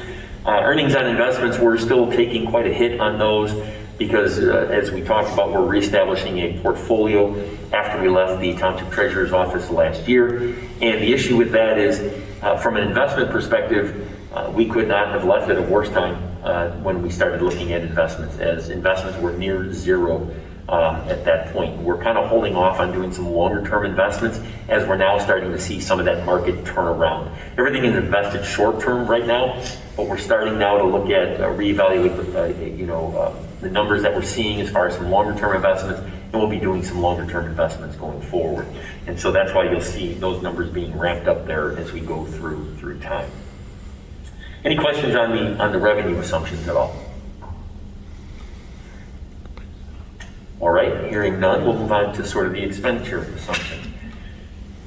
So looking at those expenditure assumptions, of course, we have 3 negotiated contracts, and then we also have essentially the at-will employees. And so we look at all of those and combine all of those salaries together. But just to kind of give you an idea with the certified teaching staff salaries, what I've done with those is we essentially are continuing to move through this schedule, or I should say projection, as we have been with the existing teaching certified staff contract. That contract expires at the end of 2023, so we have 1 more year with that contract, and then there will be potential changes. However, for the purposes of what we're doing here, we continue to move that forward as we have. And so, we've added a 1% increase to the base, move everybody through the salary schedule, and just for purposes of understanding what that looks like, a 1% increase to the base does not mean that every individual receives a 1% increase. The reality is those who are moving through the salary schedule are anywhere from 4 to 4.5% on average with that 1% increase to the base, because the steps are indexed, and so those increase every year as they go. It would be true that the people at the top of the salary schedule on step 22 would see only a 1% increase, but we also have other escalators in the contract as well for those, and those are all factored in here. And so we look at, I look at the known retirements. So I take retirements out, and then I replace those with people of potentially lesser salaries as we go forward, and you'll see the number of retirees there. The real high number we see is in the end of the 24-25 school year, where there are 9 retirees coming out of that certified staff schedule. All other salaries for those other work groups essentially are increased by 3 to 4% in total on an annual basis. And individual categories are increased by different percentages. What do I mean by that? Well, under the current certified salary contract, we have 2% increases to our extracurriculars. So those are essentially, looked at 2%. The groups as a whole CNC staff, for example, there's a 3% increase there, that sort of thing. So that's why it kind of varies. What don't I have in here as far as salaries go? Well, all of the positions that we talked about tonight, none of those are in here. And obviously, I'll have to include them in a future rendition. But just to give you an idea, when you talk about a social worker, counselor, those are between, probably with salary and benefits, $80,000 to $100,000 annually per person. So again, those are not included in here. We will obviously have to include them going forward, but nonetheless, they would start to, 4 positions here, and then as we continue to add more, we'll certainly start to make more of a dent in the finances as we go forward, based on what you're seeing here. And again, I just want that to be clear that those positions are not in here, and there will be some changes, moving forward. Again, looking at some of the other benefits, medical insurance. I'm projecting at about a 5% increase, which I think is historically about an average. There are years where it fluctuates. We've had 7 to 10% increases. 2 years ago, we had a 0% increase. So, we're kind of in that ballpark saying, look, 5% seems reasonable. Supplies, purchase services, and tuition, you can see the varying percentages that those are increased. And then really the history of the district has always been to say, okay, as far as capital outlay expenses go, and those really now are 3 categories that I have those broken down into. So it is the capital equipment for the classrooms, it is capital for related to technology, and then capital for building renovations. So what the district has done historically is said, okay, all of our operating expenses amount to this, how much do we have left for capital expense? And then we fit that number in so that we aren't essentially deficit spending, unless the board, of course, says, look, that's what we want to do, is we want to deficit spend. So that being said, are there any questions on the expenditure side of what I have done with this? Maureen, would you just explain again that medical insurance, we talk about it a lot, that this cost to the board, why that fluctuates again? So it's literally because it's medical insurance. You can have fabulous years and you can have awful years. And so what ultimately ends up happening is, again, the district is self-funded. And so what we budget for, I have to budget for cost, not for premium. So ultimately we do generate a premium and we say, look, here's what this would look like if there was a premium here. And there is. And we work with our consultants and our actuary to say, okay, look, here's what we have to fund this program in. Let's say it's $10 million, right, for this year. Then what ultimately ends up happening is we generate a premium that says, okay, here's the board cost, here is the employee cost. We generate that $10 million. At the end of the day, the $10 million could be $11 million. It could be 9.5. And so that number can fluctuate. But as we generally go through time, the medical trend, along with increased costs, is going to suggest that we're going to have years where you're going to have those increases. We had a 0% increase, as I mentioned, a couple of years ago. In that there was, again, we took into factor the pandemic, and we took into account all of the other things that went along with it, where people weren't going to doctors and that type of thing because the offices were closed. When we were on target with that 0%. This current year was 4.5% of an increase, and so I think that's probably more reasonable going forward. That doesn't mean in any one of these years we couldn't see a 10 or 12% increase, but right now I think the 5 is reasonable to assume going forward. Thank you. Any other questions on the expenditure side? Okay, I'll apologize in advance for my spreadsheet here that has all of these numbers. I know there's a lot of numbers there. And really, what does this do? So now, first of all, you see in column A, you'll see the different sources of revenue and expense that I just mentioned and talked about, right? And let me go back just to the top of this. There's one account that I do not have included in here, and that is our bond and interest account. And the reason I don't, again, as you've heard me say this before, is that's essentially a clearing account. The money goes into that account and then goes out of that account to pay the district's debt obligations. And so there's nothing else we can do with that account, so it's not included in these total dollars here. So this is the education fund, the O&M fund, transportation, the IMRF Social Security Fund, and the Working Cash Fund, okay? And so, again, and these are aggregate totals of all of these funds. I could give you additional spreadsheets that show you each fund, but I think for the purposes of what we're looking at here, I think it makes sense to combine all of them and put that all into, you know, this sort of summary spreadsheet, if you will. So you see the, in column A, you'll see the individual revenue sources and individual expenditure sources. And starting in column C, you'll see FY17. So what I do is I go back 5 years and I give you the actual, those are actual numbers for those historical years there. And so you'll see, you can look at any one of those, where were we with expense for salaries, benefits, you know, those types of things. And then we go through to FY22, which is our current budget. And those are the numbers there that the board had approved with the current budget that'll end in June, on June 30th of 22. And then we get to the projection piece, the next 5 years, where we take all that data that I had, I push all of that forward and say, okay, what in fact does this look like? And so now you start to get that picture of where we based again on what we know today, where we think we will end up maybe 5 years from now. And so again, plenty of numbers there. Again, I apologize though for that, but honestly, this model has it served really well, and it has put us obviously in a good financial position here. And so, really, what you see there, I have some highlighted numbers in red that I just briefly want to talk about, just so we're aware of some of the major differences. If you look at the state aid categorical for obviously FY22 and the federal aid for FY22, both of those are red, and the reason that is the case is because there's about $1 million of grant money in each of those that normally would not be there. So you see that dollar amount is quite a bit higher than what you've seen in past years there. And so we know that we had a $1 million grant from the state of Illinois and roughly $2 million in ESSER money and federal money.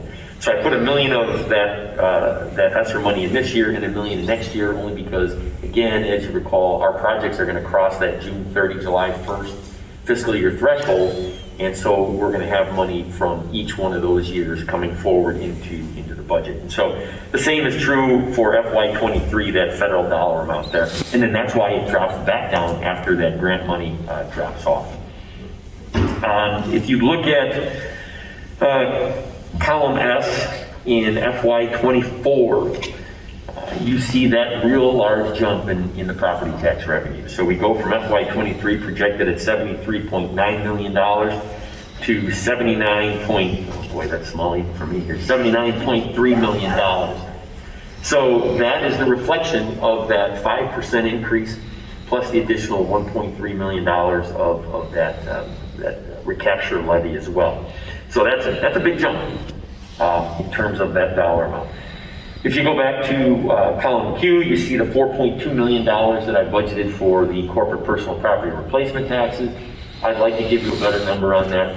Don't get me wrong, look, we're not turning down the increases that we've seen. There's certainly, you know, we're happy to have those. Yet at the same time, is that going to be a number that we're going to use moving forward? I'm a little skeptical of that one right now. Again, especially when you look in the previous years where we were, you know, average of about $3.3 to $3.4 million. Now all of a sudden we're seeing these large jumps.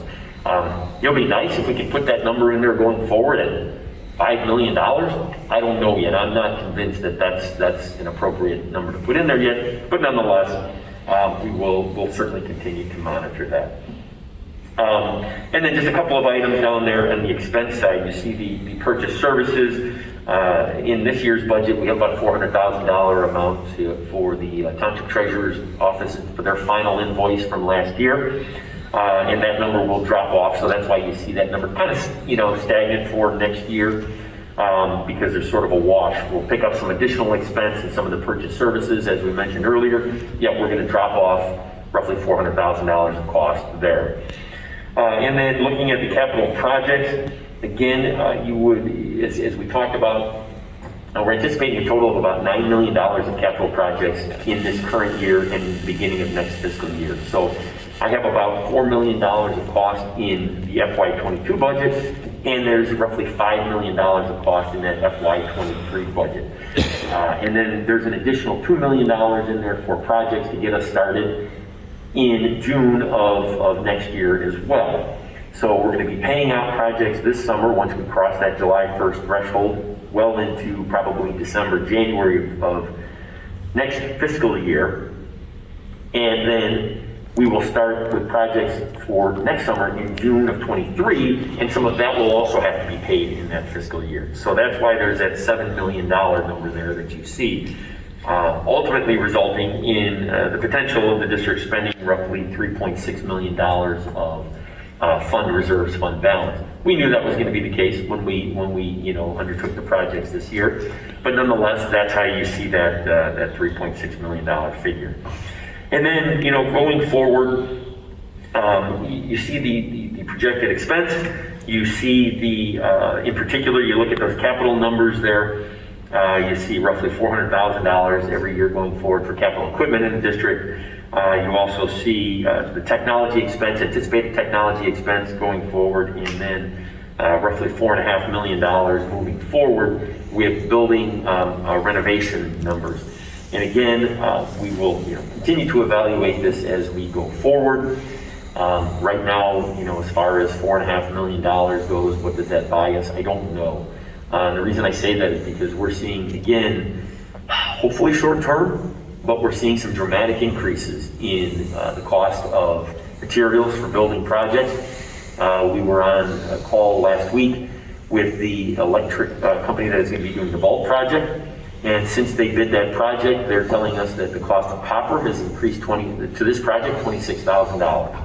And that's really in a little bit more than a month's time. So, we're going to continue to monitor those things going forward. But nonetheless, I think that ultimately here, the district is still in an excellent financial position moving forward, at least based on what we know right now. And we will continue to watch this and see what happens in the years moving forward. Again, I can tell you that I know that there are wrong numbers in this projection, only because we're taking some educated guesses at those, and we'll have to continue to update them as we go. But that being said, I'd be happy to answer any additional questions anyone has on any of this information.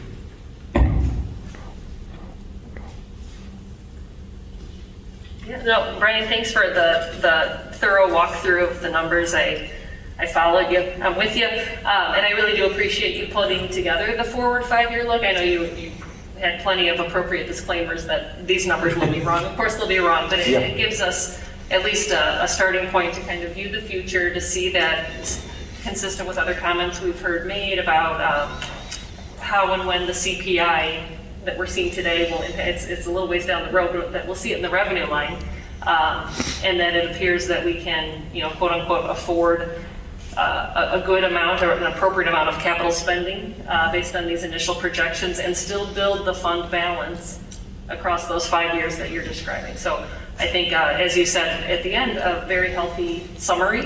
I don't want to say very healthy as in excessive in any way, but appropriate. And I look forward to continued refinement and updates as time goes on. So thanks for that presentation.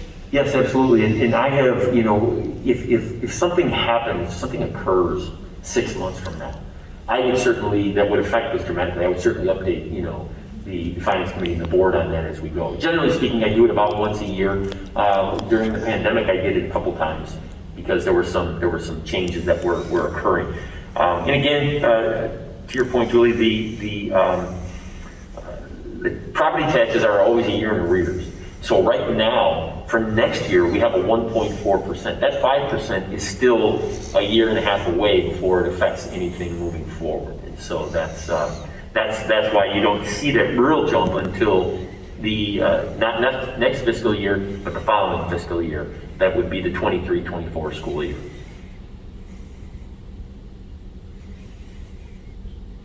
It's funny that you mentioned how many times we looked at this through the COVID break, because I was going to ask you, are we supposed to see this again? I think I was starting to get used to the fact that we saw this in one. Yes, yeah, we did. And I had multiple renditions at that point because the things were obviously changing dramatically. And so if something was to happen like that again, I never say never anymore, we would certainly update the board and bring that information back. Thank you. Sure. Yeah, I really do appreciate having this big picture view, even though I think that I have to up my prescription on my readers. Because, you know. I didn't bring my glasses in, and I don't know if they would help me with some of these anyway. So again, that was my apology about those numbers and all that information there, so. And thanks for the grounded perspective on not letting us get inflated on our numbers and being too optimistic. I think you keep it pretty nice and level and realistic for us. I appreciate that. Yeah, like I said, one of the things I mentioned in the executive summary is I try to be reasonably conservative, right? I don't want to be out here and I don't want to be way out here. I want to be within, you know, a reasonable number and not, you know, saying things that, you know, are not true. Certainly want to just be within a reasonable dollar amount.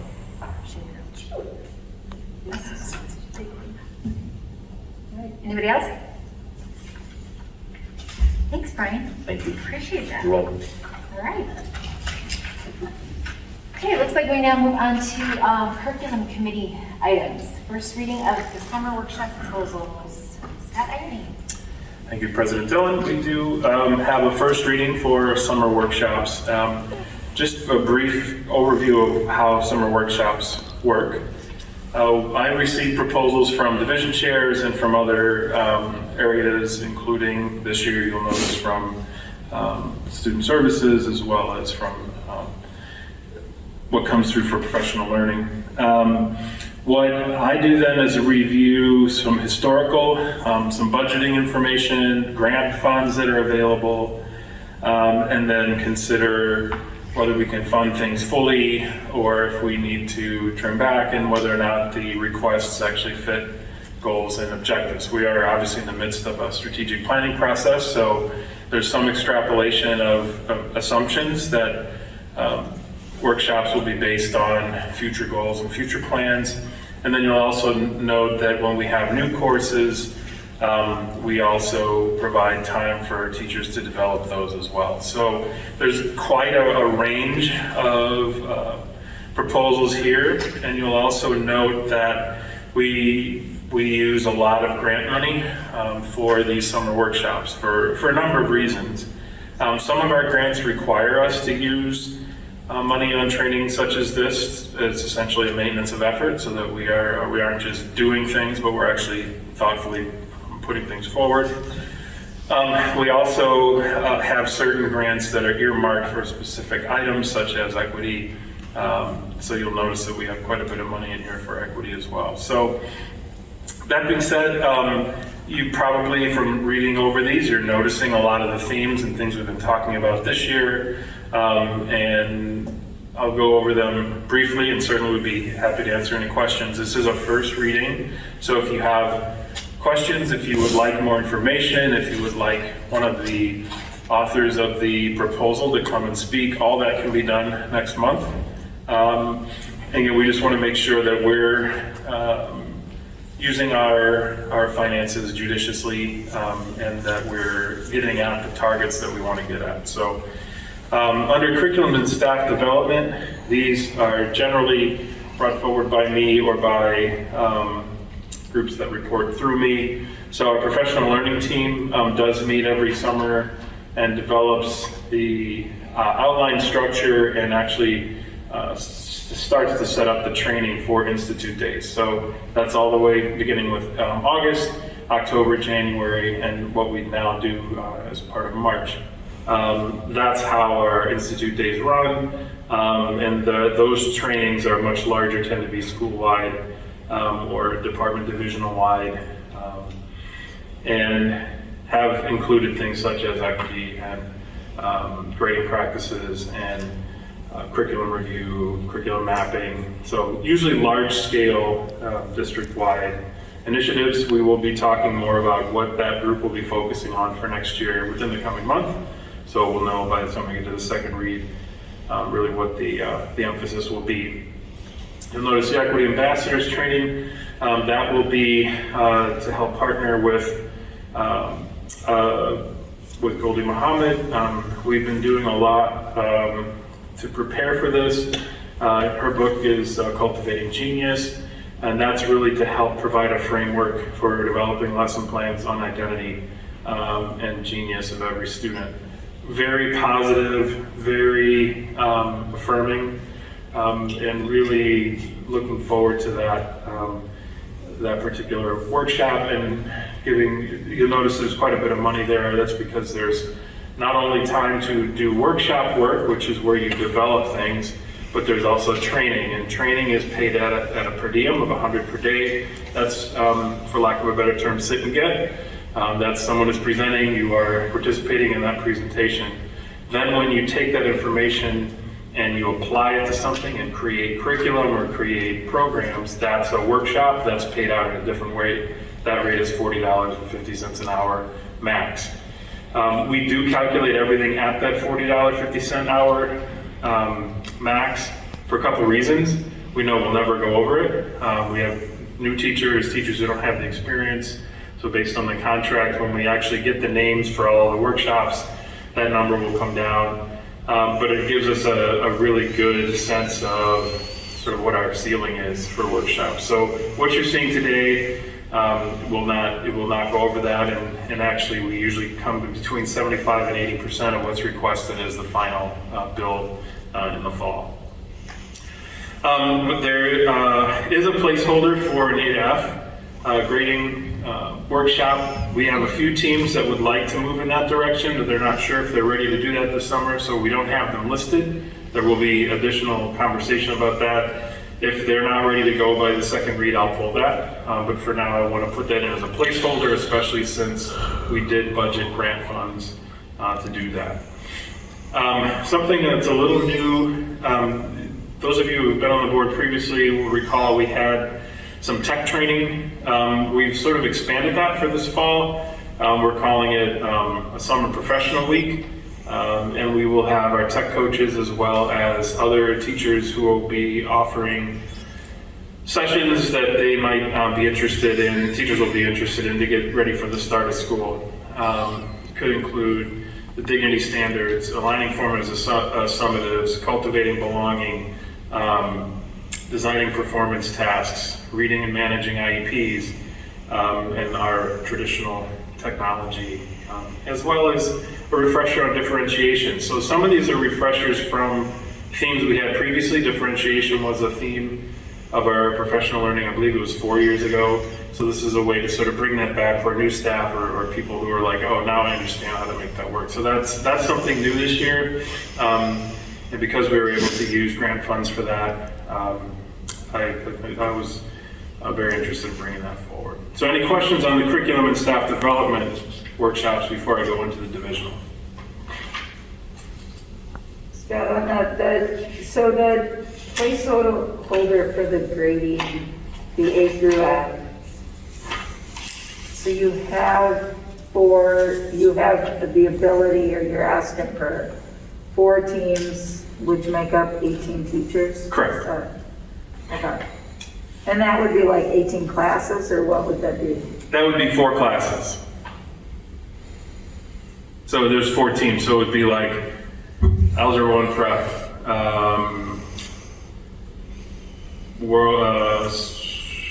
French 1 and 2, so it would be teams of teachers. There wouldn't just be one teacher, so the whole team is involved making that shift. Like right now, psychology, AP psychology, scuba, they're all doing A to F, and so they had time as a team to meet and make sure everything was ready to go for the fall. Got it.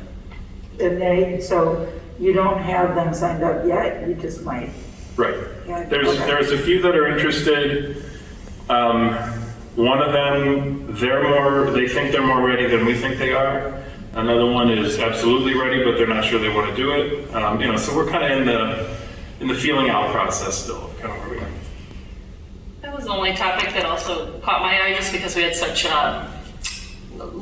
lengthy dialogue on the topic across, I think, a lot of questions from board members, and I think we're revisiting the topic in April, so it kind of caught my eye as I'm just, I guess, curious about what's the communication currently down to those, from this, I guess, setting down to those teachers. I'd hate to have teachers feel they have to do it, they might as well get it out of the way this summer. Not that anyone is necessarily feeling that when we still have so many questions about how it's going to be. No, I sent a note out to the entire staff saying we are not moving in that direction this fall, and it is all to be determined based on curriculum reviewing. So So it's very optional. If they want to do it, then they should be able to, because other And teams that aren't. communication went out today to all staff. So it's really at the interest level of the teams. And, Great. and then as Scott said, it's also, there may be teams interested, but we don't think they're ready based upon their curriculum maps and their alignment work with formatives to summatives. So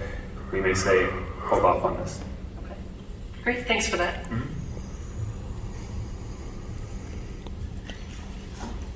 So in the area of fine arts, Spanish 2 is looking to make a few changes. And just so you note how the packet is presented, there's a summary from me, there's a summary of the cost by division and broken out division, grant versus district, and then a historical, and that's by department. And then you have the summaries all in one place, so you don't have to read every single one of these proposals. You're more than welcome to, but we sort of gave you the Cliff Notes version. So that's really what I'm going to be referencing. So as far as the Spanish 2 alignment, which my numbers don't seem to match the ones in the book, but it's the fine arts section. And that's to use more authentic language instruction in Spanish 2. We've been making some changes in our Spanish program to a dual credit partnership with Indiana University. So Spanish 3 and Spanish 4 are college courses. Spanish 2 is realizing in order to have those students be best prepared to move in that setting, there's some changes they want to make. So that's really what this is about. They've also, and this is an ongoing conversation too, Indiana University has offered this course, Spanish 2, as also being a dual credit course, so we're having that conversation as well. It's not been formally proposed, but it's an interesting discussion topic. So regardless, it would be helpful for the Spanish 3 to have more authentic communication. As it is in Spanish 2, there's almost no English spoken. U.S. history, we have new social studies standards to be implemented this fall.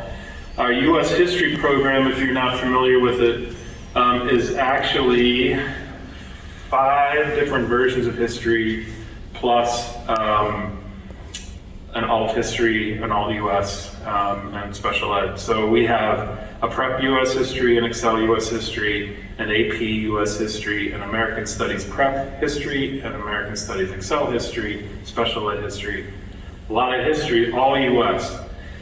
There's been a lot of discussion as to what is the common theme and the common focus of all of these. The new standards do speak to that. And so we're getting all those folks together for a summer workshop to not only unpack the standards, the new standards, which are all about, there is very much a shift away from, and this is a shift that's been going on, but a shift away from time, date, place, history to much more themes, thematic, outcomes based. So that's what they're going to be doing. That is 11 teachers. That's not every teacher who teaches U.S. history, but that's quite a large chunk and a lot of time, but that's going to, that will really start a conversation that will go on throughout the year. In language arts, we have 3 EL reading. It is a course that hasn't run. We are running a section, we are running it at South, so we do want to make sure we run this. And Dina Mancini, who's our reading specialist and ESL Indoors teacher, will be putting this together for that course. English 2 Honors has adopted a new text, How Much These Hills is Gold. They will be using some time to integrate that course. You'll notice that's not as large as some others. It's a much smaller opportunity for them to get together and really integrate that text. Same with English 4 World Lit, using Uncharted Territory. That book, Uncharted Territory, was approved last month, if you recall, and that, oh no, I'm sorry, that's coming up next month, I apologize. That book is a collection of readings that will provide a much rounder focus of topics for that course, and you'll see that next month. Introduction to Healthcare Careers has a really robust enrollment. How many sections? Do you remember? Yeah, I think it's 6 each semester, which is huge. So we need a course. So that's there. Really, the course is laid out. It is a career and tech ed course, part of a health career pathway. So we know what needs to happen. We already have a list of all the equipment. We've been in discussion with Brian Stashak about how do we order the equipment and whatnot. So we're well on the way toward that, and this will give them time to put that together. 8 sections. Very good. Urban Agriculture is also a new course. This is a year-long course, so we do offer a little more time because they're putting together an entire year. That's that course there. Data Probability, semester-long course, again, that has 25 hours per teacher to develop that new course. We do have Geometry Construction here, although our enrollment numbers are not what we thought. It's not on the recommended list, so most likely, well, this will be pulled prior to the next meeting. So when it was proposed, we certainly wanted to include it as we looked at our sectioning. That one will be removed. However, the teachers who are developing that course will still go to training this summer. We'll be paying that out of a grant. We don't need your approval for that. Math Alternative Assessment is an opportunity for 10 math teachers in Algebra 1, Algebra 2, Geometry, and Trig Recap to get together and begin to have conversations and develop some alternative assessments. So rather than doing retakes of the same old math test, what are some activities students could do to demonstrate additional learning? This has been an area where the teachers have had some trouble wrapping their minds around how they can do this effectively. We're going to bring in someone to help them develop some of these assessments and rubrics to provide alternatives. So if a student didn't understand Unit 2, for example, they don't have to take the Unit 2 and 3 tests. They can just focus on the areas they didn't do as well in Unit 2 to demonstrate additional learning. So this is a way to kind of get at that in an alternative way. And then biology storylining, we made a shift to storylining in some areas about 5 years ago. It was only 2 years ago that we shifted all of biology to storylining for every teacher. Not every teacher has been through training. And essentially what storylining is, it's organizing biology through phenomena or by large unit story. So the travels of a wolf and all the things that the wolf has within their environment, what they need in order to eat, what its predators are, all those sorts of things. And then when a disease happens, the students trying to figure out what is the cause of the disease. So it's very hands-on science. It's not, here's the cell, here's the label all the parts of the cell, although that all becomes a part of it as they go through the journey. So it's a totally different way of doing biology, and it's something we've gone with our entire biology program. So this is for 11 teachers to get the training that they either didn't have before or would like to have as a refresher. I'll stop there briefly too on any of those before we jump in the last few. All right, in physical welfare, we will start our yoga class. Sorry, one other question. Oh, sure. U.S. history, the A through F, are all those teachers, did you say, are they all being taught the A through F done through that? No. Oh.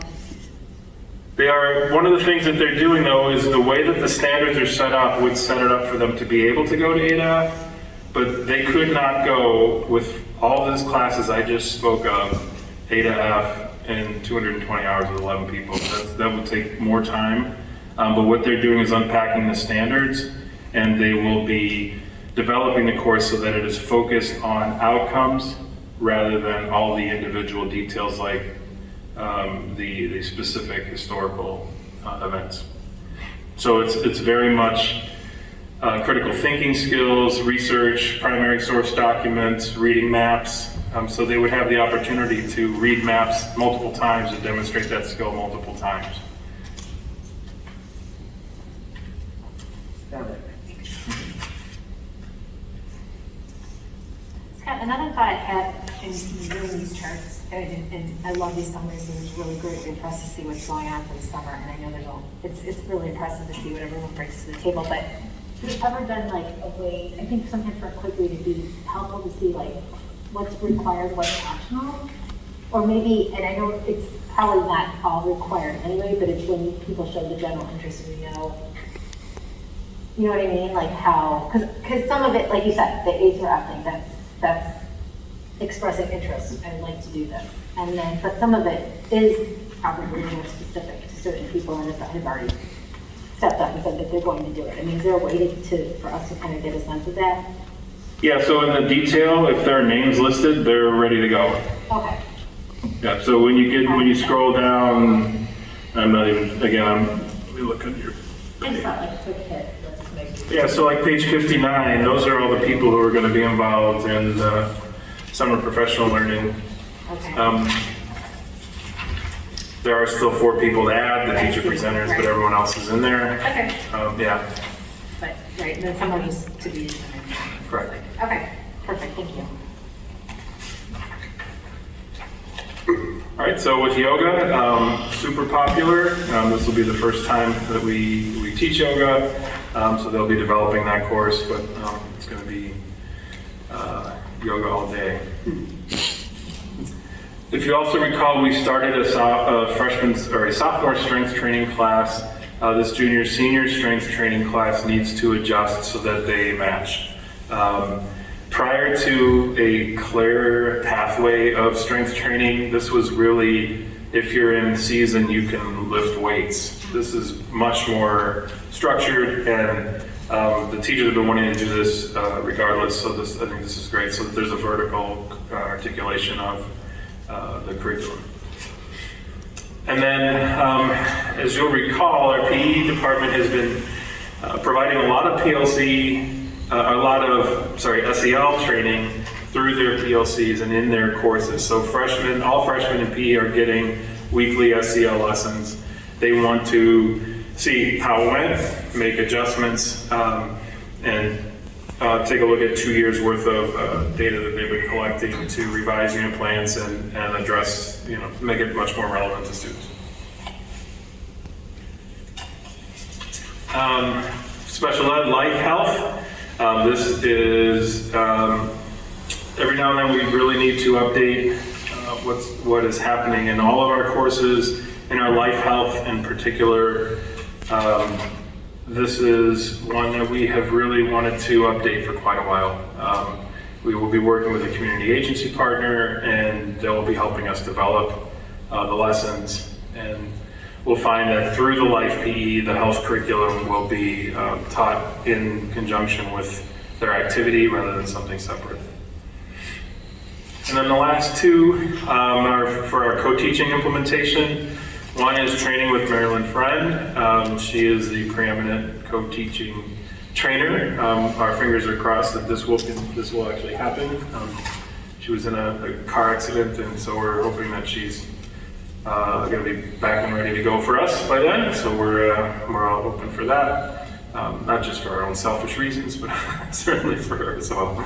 And then that will include more than the people who will be doing co-teaching in the fall. If you recall, we had a stair-stepped approach to co-teaching. So there are some sophomore courses we'd like to add next year, junior the year after that. So the training would involve the freshman teachers will be involved this fall, but also those who are interested would most likely be teaching the sophomore year classes as well.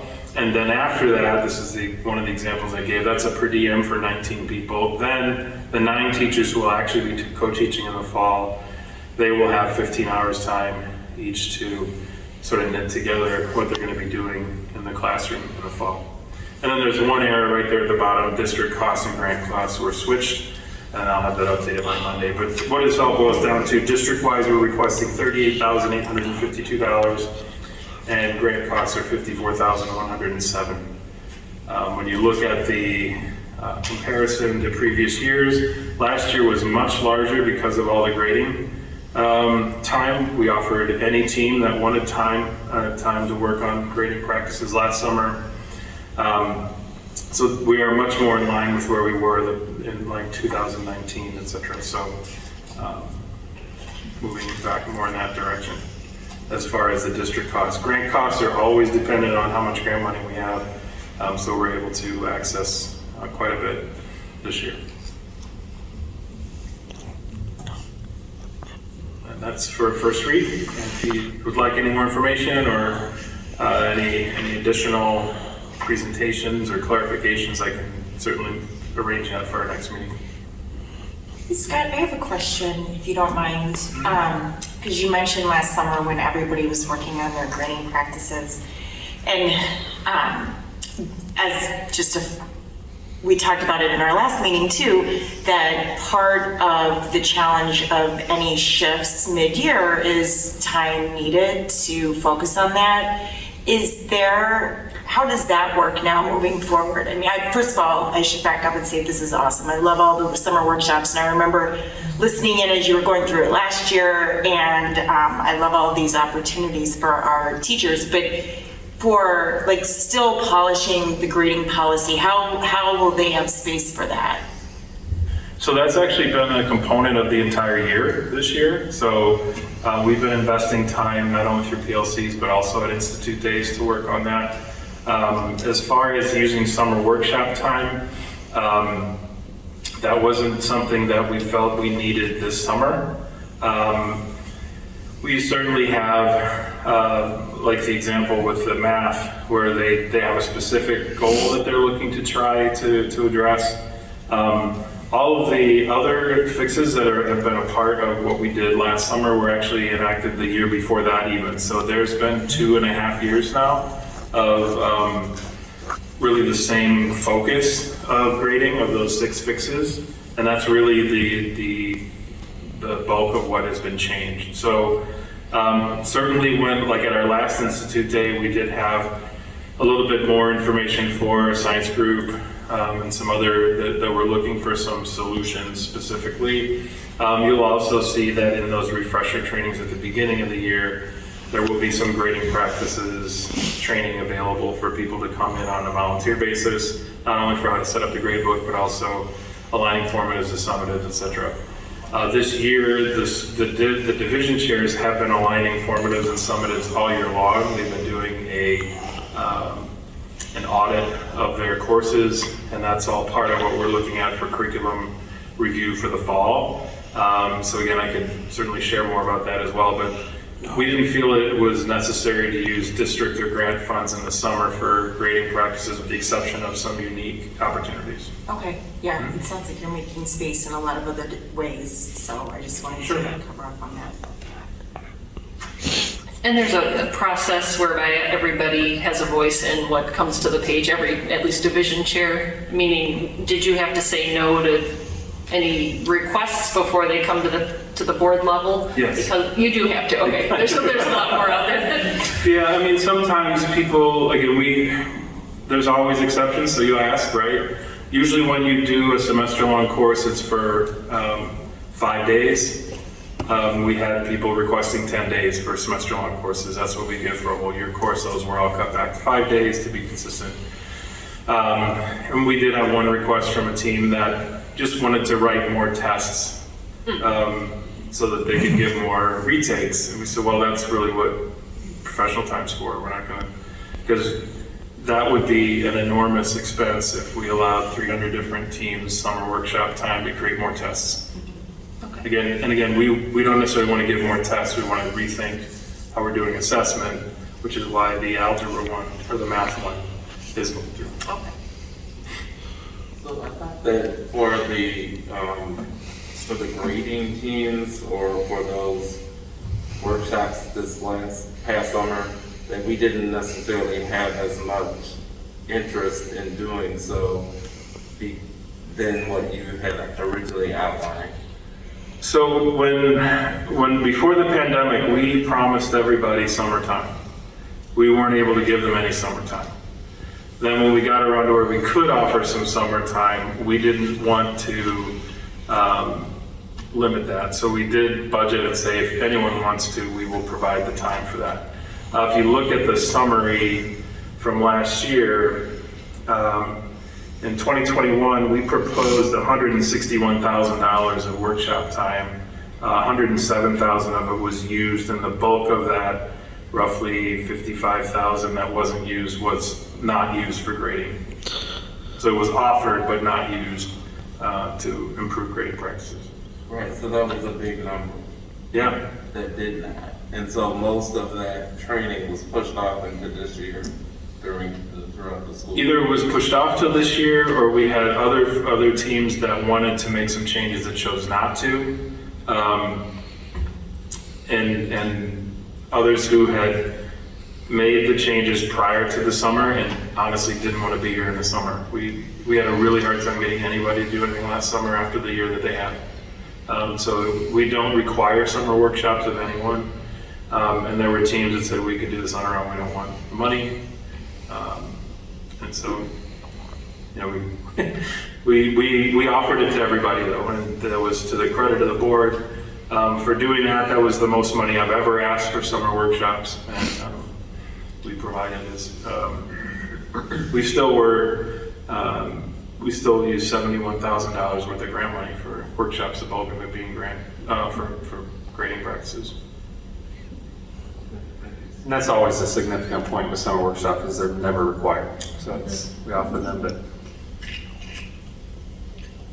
I just wanted to know too, have we ever offered workshops, I guess it might fall under staff development, but to support our teachers and the things that they've gone through? And I mean, we talk a lot about this like trauma informed and training, but what about like as a support for our teachers to have opportunities to do a workshop? I don't know where that would come from. I'm not sure if that comes out of student services as a request, or we don't have a division specifically for that, but it really does, I think, impact our students when our teachers are having opportunities to connect with each other in different ways outside of the classroom and see the support that they have. Sure.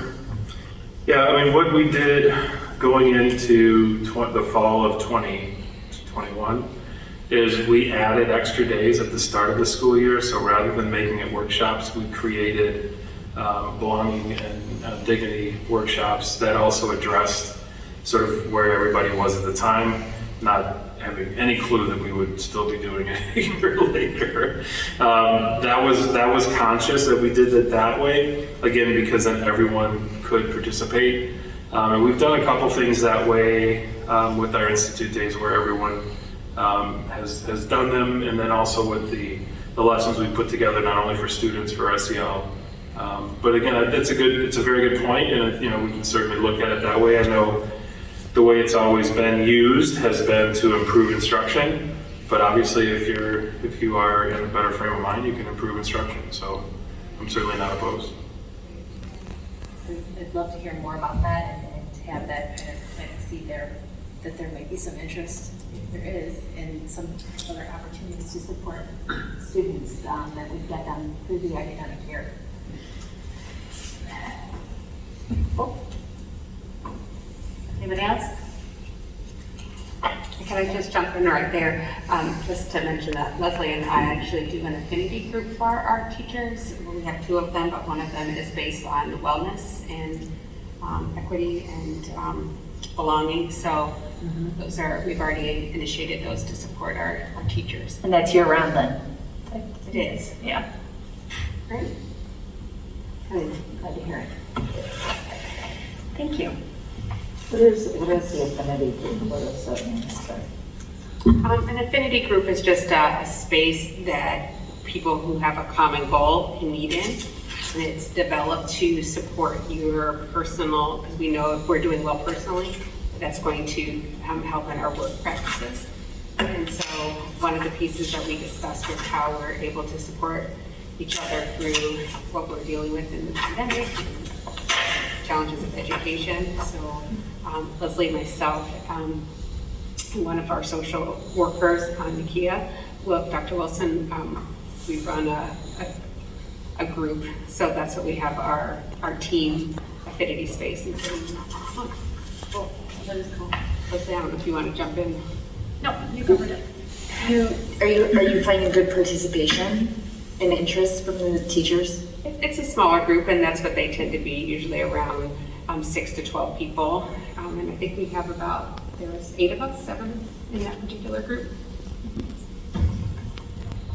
And you guys would keep it to that size, and if you needed to add more, you'd probably meet more frequently and keep the size small, keep it smaller groups? I think it's, again, something new and Yep. you offer, so generally you want them to be small and intimate. And I think as people discover those things, and if it's a tool that works for them, it's great that it's offered. And usually they are created depending on the need of the staff, what they share. Thank you. All right, I think we're ready. On summer workshops? Yeah, I think that's it for summer workshops. What do we have next, Dr. Waterman? I think we have the strategic planning committee update. Okay, thank you. So just to kind of recap where we are with strategic planning. So, gosh, it's hard to believe that, but if you just count the in-person time, our Inspire LT team is together, we're over a third of the way through this process and still on track to present a draft strategic plan to the board for consideration in June for sure, and I'm still holding myself to the deadline of May if we can. So we're on track. At any rate, we've since January, the Inspire LT team participated in a virtual orientation session, a couple of hours, administered an environmental scan survey, and then probably the most significant component has been an all-day workshop on February 24th, which was a data retreat. The overall purpose of the data retreat was to answer that fundamental question of where are we now? Really, what is our current reality? And that was done primarily through perception data and evidence-based data as well. The perception data came from the environmental scan survey that was administered to all stakeholders in January. And then the evidence-based data was presented by our leadership team in the form of 3 separate 30-minute presentations on student learning, culture and climate, and resources. And so that was Jen Tyrell and Scott Eggerding and Katie Smith delivered the student learning presentation.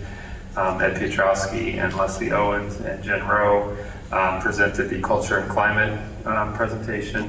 And then Brian Stashak and Ed Tennant presented the resources presentation. So that all happened on February 24th, and really the goal of that day was for the team of 85-ish, which is parents, students, staff, alumni, committee members. Their goal was to take all that information and produce a SWOT, which is essentially a strengths, weaknesses, opportunities, and threats. And so that happened on February 24th. And all of the materials, first of all, are in your packet, but then I want to continue to reiterate that all of the materials as well, the presentations, the handouts, the agendas, the articles that the team is reviewing, that's all on our strategic plan website as well. So we're going to talk a little bit more about what's happened since the 24th. But I want to first pause because the board has 3 board member representatives that serve on the Inspire LT team. That's Allison Kelly, Michael Thomas, and Julie Swinehart. And I'm going to pause now and give them a chance to jump in and provide any other observations or thoughts from the February 24th data retreat. Hi. Well, I would just say, I really enjoyed the day of getting together with, I thought it was really powerful to be with teachers, admin, community members, students, and it was such all staff, and it was a really strong grouping of people. And I thought it was really well mixed up. And so we were getting both perceptions as well as analyzing the data from all different perspectives. And I thought that was really super awesome and powerful. As I looked through we went through some of the things and worked with our groups, and then to see what all the 11 teams put together, it was interesting because I thought a lot of it was similar of what we talked about in each of the groups. From what we had heard from both the analytic data as well as what we gathered from the surveys themselves. If that makes, if that gives you any information, but I thought that the group was very, that made the biggest impact for me as far as getting students in there, and teachers and admin and community members, as well as board members. It was a great group. Good feedback.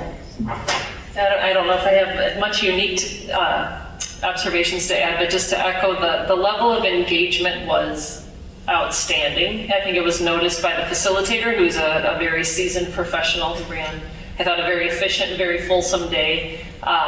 He commended us on our level of engagement, but you could just feel it in the room. You could hear it at the breakout tables. And I especially appreciate the diversity in the group. I think research has shown over time consistently that when you bring diverse opinions and perspectives and backgrounds together, you get more likely to arrive at the quote-unquote right answer or a better answer. So even within those groups that Allison mentioned, you've got people on the admin team who have not even been here a year. You've got people who have been here decades. The students, they're not all students from AP classes or students from one type. There's diversity within each of those groups that you mentioned. And I think we're off to a great start. I'm excited to be part of the process and to continue it. And everyone is taking it seriously and really committing a solid, what was it? Was it 7 hours we were there? Yep. And we've got a few more of those sessions coming up. So, so far so good. We're 9 hours now and we have 16 hours left, so.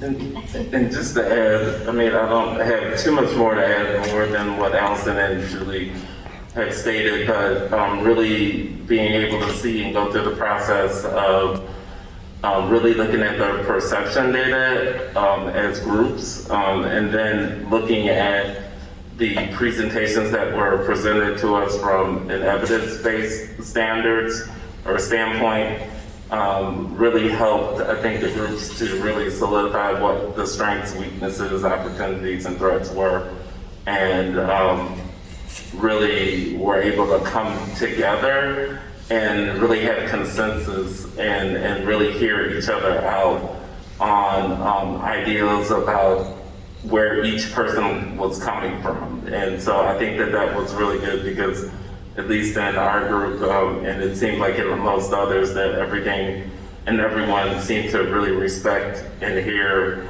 the opinions and, that each had to bring to the table. So I thought it was a really good process overall. So essentially what happened on the 24th was it wasn't a group of 85-ish creating one SWOT analysis. It was 11 different groups of 8 creating their own and submitting that. And then our facilitator from Consortium for Educational Change that took that information and created a overall draft SWOT for the group, or for our whole team. And so even there, though, it's not quite done because the work that he did in developing the draft, then we last week sent out a survey. We sent that information out to the community, sent out a survey. We have about 1,400 responses to the survey. And we asked them to really weigh in and check our work, so to speak. So basically, here's the strengths that the Inspire LT team identified. Do you support it? If not, what is the team missing? And then the same thing for weaknesses, opportunities, and threats. We're essentially going through that same exercise tonight with the board, and then the survey results plus the board feedback will be taken back to the team on Thursday at the vision retreat, where essentially so far we've answered the question of where are we now, and Thursday we're going to quickly turn our attention to the question of where do we want to be. And so that's really kind of where we're at. So tonight, hopefully the board has had a chance to review the draft SWOT analysis. We're really asking, 4 primary questions, or 3 SWOT. What does the board disagree with? And then what does the board feel that the Inspire LT team missed in this process? And then really the overall objective here is to give some board consensus feedback to myself and Michael and Julie and Allison, and we will take this information back to the team on Thursday morning. We'll kick off the vision retreat and move on to the next step. So with that, I'll kind of open it up to the board for any input, feedback, questions, thoughts, comments. That's a lot of information. Yeah. So lots to digest. As Allison said, though, there are a lot of themes, right? A lot of common themes that came up in really all the areas. I mean, I think with that in mind, would any of you like to speak to what you thought some of the, like, that common theme was? What you thought would keep coming up for the strengths from your retreat? So if you go to page, is it the 131? Yep. And Yeah, so 131 summarizes it all. So really the idea is to come up with, take that information from 11 themes. And so, for example, for strengths, it's community pride and support, high quality faculty, staff, and leadership, financial health, student achievement results, above state averages, on down the list. So really, we're looking at this SWOT analysis. Again, what can the board support? What does the board disagree with? And what feedback does the board have? And then obviously that will go together with survey results. And really the whole goal here is for this to be completely community engaged throughout.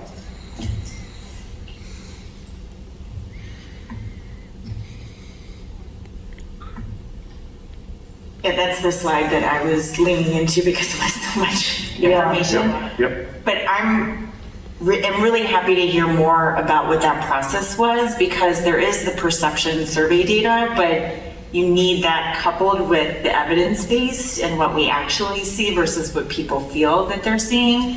And I love that that was all part of this process for everybody that was in the room. And I mean, everything that I've seen here is what I would expect, and some things that I was really glad didn't fall away, like the idea of reinventing the student day, block schedules are something that, we talked a lot about, but not recently. So, just that people are still keeping all of that in mind. I'm really happy to see where this netted out. And I agree with all of these buckets, really.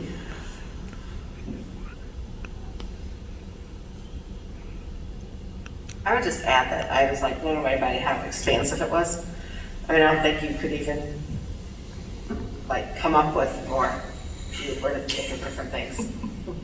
I mean, Yeah, this is essentially what happens when you get 85 people around tables for 7 hours, right? There's a lot of information to digest and a lot of information to throw on the table, so what do you get? Do you have a sense of how then from here, is there more weight given to one over another? How does that priority process start to net out? I mean, that's probably the next wave in all of this that you're talking about, but I don't. So the immediate next step is we've asked the team over the last week or two to, first of all, virtually visit some innovative high schools out there. We've also asked them to review some research on innovation in high schools. We'll take that information and begin to build, actually not even build, but to revisit our mission, vision, values, and core beliefs, which we have a mission statement, we have an equity statement, we have some core beliefs, so we're not starting from scratch here. We have some really good stuff that we can kind of hang our hat on. So part of the activity Thursday will be to revisit that and redevelop it. But then also, we want to get to a point where we have a profile of what a successful graduate looks like at LT, of what an adult who works with kids here at LT, what that adult profile looks like, and then overall, what is a successful system look like here at LT. So that's really the next 3 to 4 weeks of work that's all based upon the strengths, weaknesses, opportunities, and threats identified. And then from there, it's going on to setting direction and developing a draft plan. And in that, the work that everybody's doing now, the research and some virtual visits, is that not just how the system works, but is there access to like outcome data along with that, innovation, but to what end result too? Like, do they get to evaluate all of it as you're looking at benchmarks? No, like right now, it's really just to engage thinking and really to answer the question of what's possible. That's really the gist of it. And then, one thing to keep in mind is this is going to be a plan with core objectives, and really the work then begins after that to identify measurable outcomes and specific strategies towards the objectives and that part. And that really won't start until after the board adopts the draft plan. Okay.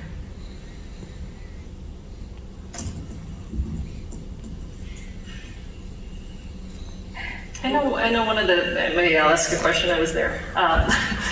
One of the topics that came up, I think, in perception and also in some of the other presentations was, or one of my aha moments, I'll say, was that it seemed like a relatively low percentage of students were involved in at least one extracurricular activity, whether it was athletics or a club. Is that concept covered by the second bullet point in weaknesses, where it says equity in non-academic expectation gaps?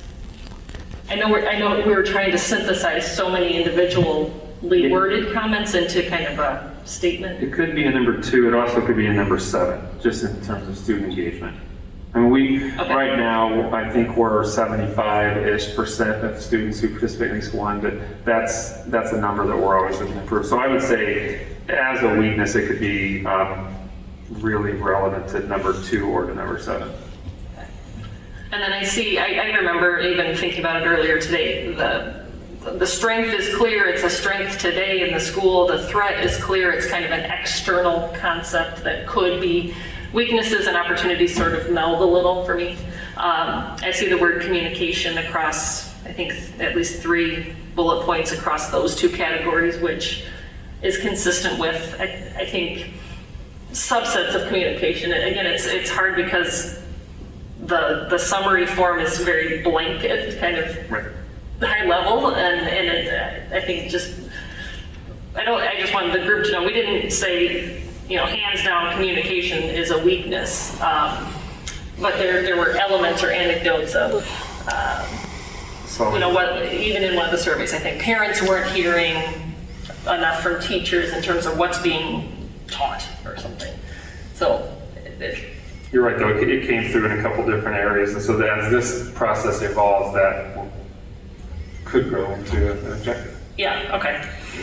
So under the opportunities, the first bullet, I had identified this with them, and I don't know why they still keep it the same, but they have communication and collaboration and connection between 2 campuses and with all feeder elementary districts.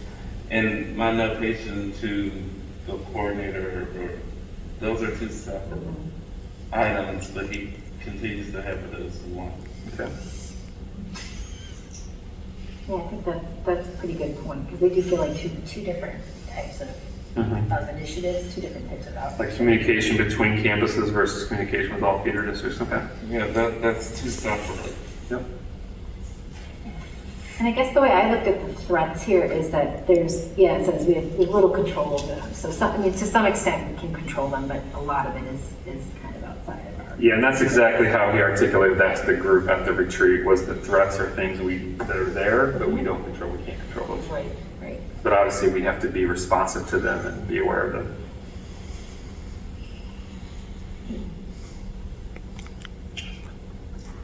It's pretty comprehensive.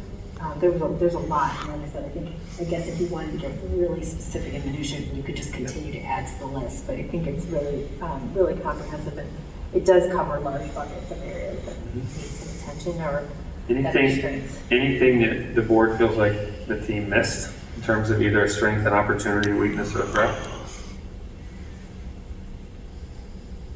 Well, I think that you have it here under weakness somewhat.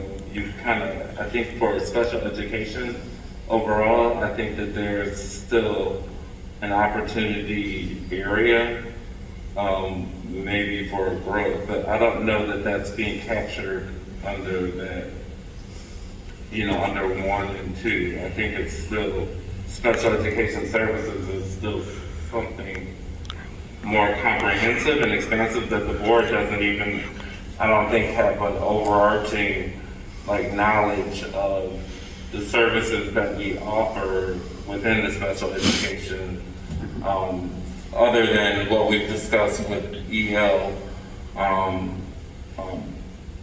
I don't think that we have had a presentation ever, and so I think that's something that in the future that we should be exploring so that the board has a better handle on that population overall and the services that we have. All right, so do you see that as a opportunity on this as well as a weakness? It's already been. Because I don't think that we've ever addressed it as a school. Like, we've never addressed the population. As a board, you mean? As a board. Yeah. Certainly giving that information and kind of sharing the special education model we use and the services we provide is something we can come back to the board with at some point. This is really awesome because it's a really challenging and difficult, sometimes incredibly overwhelming initiative to take on. I know a lot of other schools do it. We've not done this kind of exercise. I mean, we feel it's necessary. It's honestly, at the end of the day, this is going to become our compass. Right. Scott mentioned it earlier with even something as simple as summer workshops. Right now, we make really good decisions on which summer workshops to provide, but there's not a compass that we're looking at to decide which ones to provide. We're just kind of taking the information that we have, but when we have something like this in place, we'll be able to point to the primary objectives that we have in place from a strategic planning perspective and make decisions based upon that. And Brian, refresh my memory, you probably told us this before, but this is it's 5 years essentially, that's the plan. Yep, that's the goal, yeah. And then as far as working on this again and having this kind of a group come back together again, like what's the frequency or something like that? To reassess and say, what have we done? Or, I mean, does it ever happen again, or is it just? No, I mean, I think every 5 years seems that's what most districts do, so I don't imagine bringing that team back, the team of 85 back together, but after this semester, but usually by every 5-year basis, we would go through this. We will be coming back to the board in April. I want the board to weigh in on the profiles that the team develops and the how we revisit the vision, mission, core values and beliefs. So that will be at the April 11th or actually probably the April 18th meeting. It's a very tight time frame between the time we get back from spring break and when I would like to bring this for adoption to the board. But we're going to keep going step by step and moving quickly. So a couple good points of feedback to take back to the team on Thursday. Anything else? And obviously huge appreciation to our 3 board member representatives who are representing the whole board on this team. It's a significant time commitment. Obviously our leadership team is invested in this as well. And I can't forget Marilyn. She's putting a ton of work into planning and all the logistics of every one of these retreats. So thanks to everyone who's got a part. Yeah, thank you. And if you guys if you're looking through this and you have any other thoughts, just toss it to us in the next couple days before. Thank you. Yep. Good point. Great. All right, I think that kind of closes up most of our business for the evening. But at this time, we will begin the non-agenda related portion of public comments. Marilyn, do we have any non-agenda related comments? We do. Jeanette Quirk. And as always, there are 2 opportunities for our audience members to address the Board of Ed. We appreciate your participation, but please understand we do not engage in dialogue. If there is a specific question or comment that requires follow-up, the appropriate administrator will respond at a later time. Individuals addressing the board are expected to conduct themselves with respect and civility pursuant to Board Policy 830. Individuals will not use vulgar or obscene language or impede, delay, disrupt, or interfere with the board meeting. In the event this occurs, you will receive 1 warning regarding your conduct. If the behavior occurs again, you'll be notified that you are in violation of trespassing and will be asked to leave our property. Failure to comply immediately and cooperatively with the directive to leave will result in the involvement of law enforcement officials. And I guess with that, we will have our first speaker, Ms. Clark. I hope I'm not the only one. Thank you, everybody. I'm Jeanette Quirk, a LaGrange Highlands resident. Thanks for your continued commitment to the community in LT. Tonight I rode through the South Campus fields and filled with teams and kids out walking around. When I came here from the parking lot, the saxophone was coming out the window of the Vaughn building.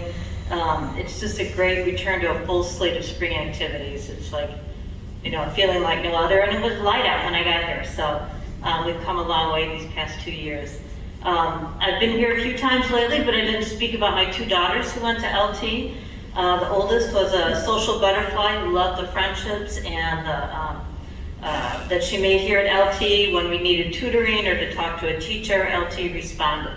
She ended up on a very positive note with her roles in the Eurythmics performance her senior year, and she now realizes at the ripe old age of 28 what a great high school she had. So it's really great when they get a little more grown up. My second daughter came in with a love of music and theater that was well developed in Highlands District 106. An introvert and an alternative thinker, she found a niche at LT that helped her develop her musical, theatrical, and social skills. Through Madrigals, the theater department, we spent a lot of time in the Reber Center. I guess it's been 7 years since the renovation, but it still kind of amazes me. These chairs are great.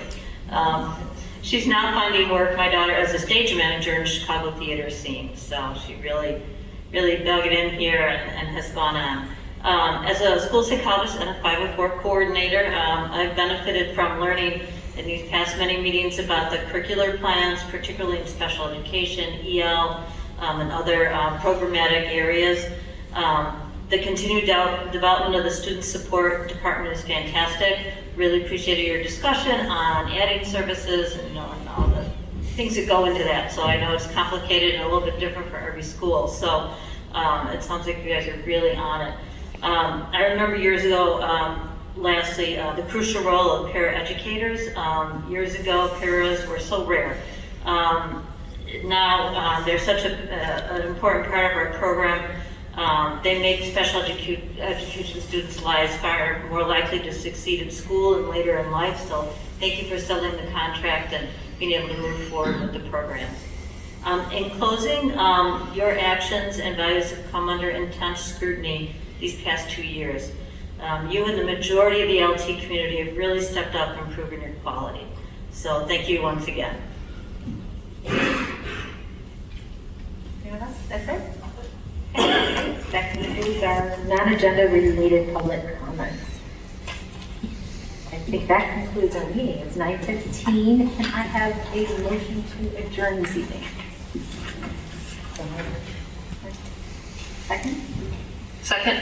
Thank you, Julie. Our meeting, all in favor? Aye. Great. Thank you, everyone. Have a great evening. Have a great week.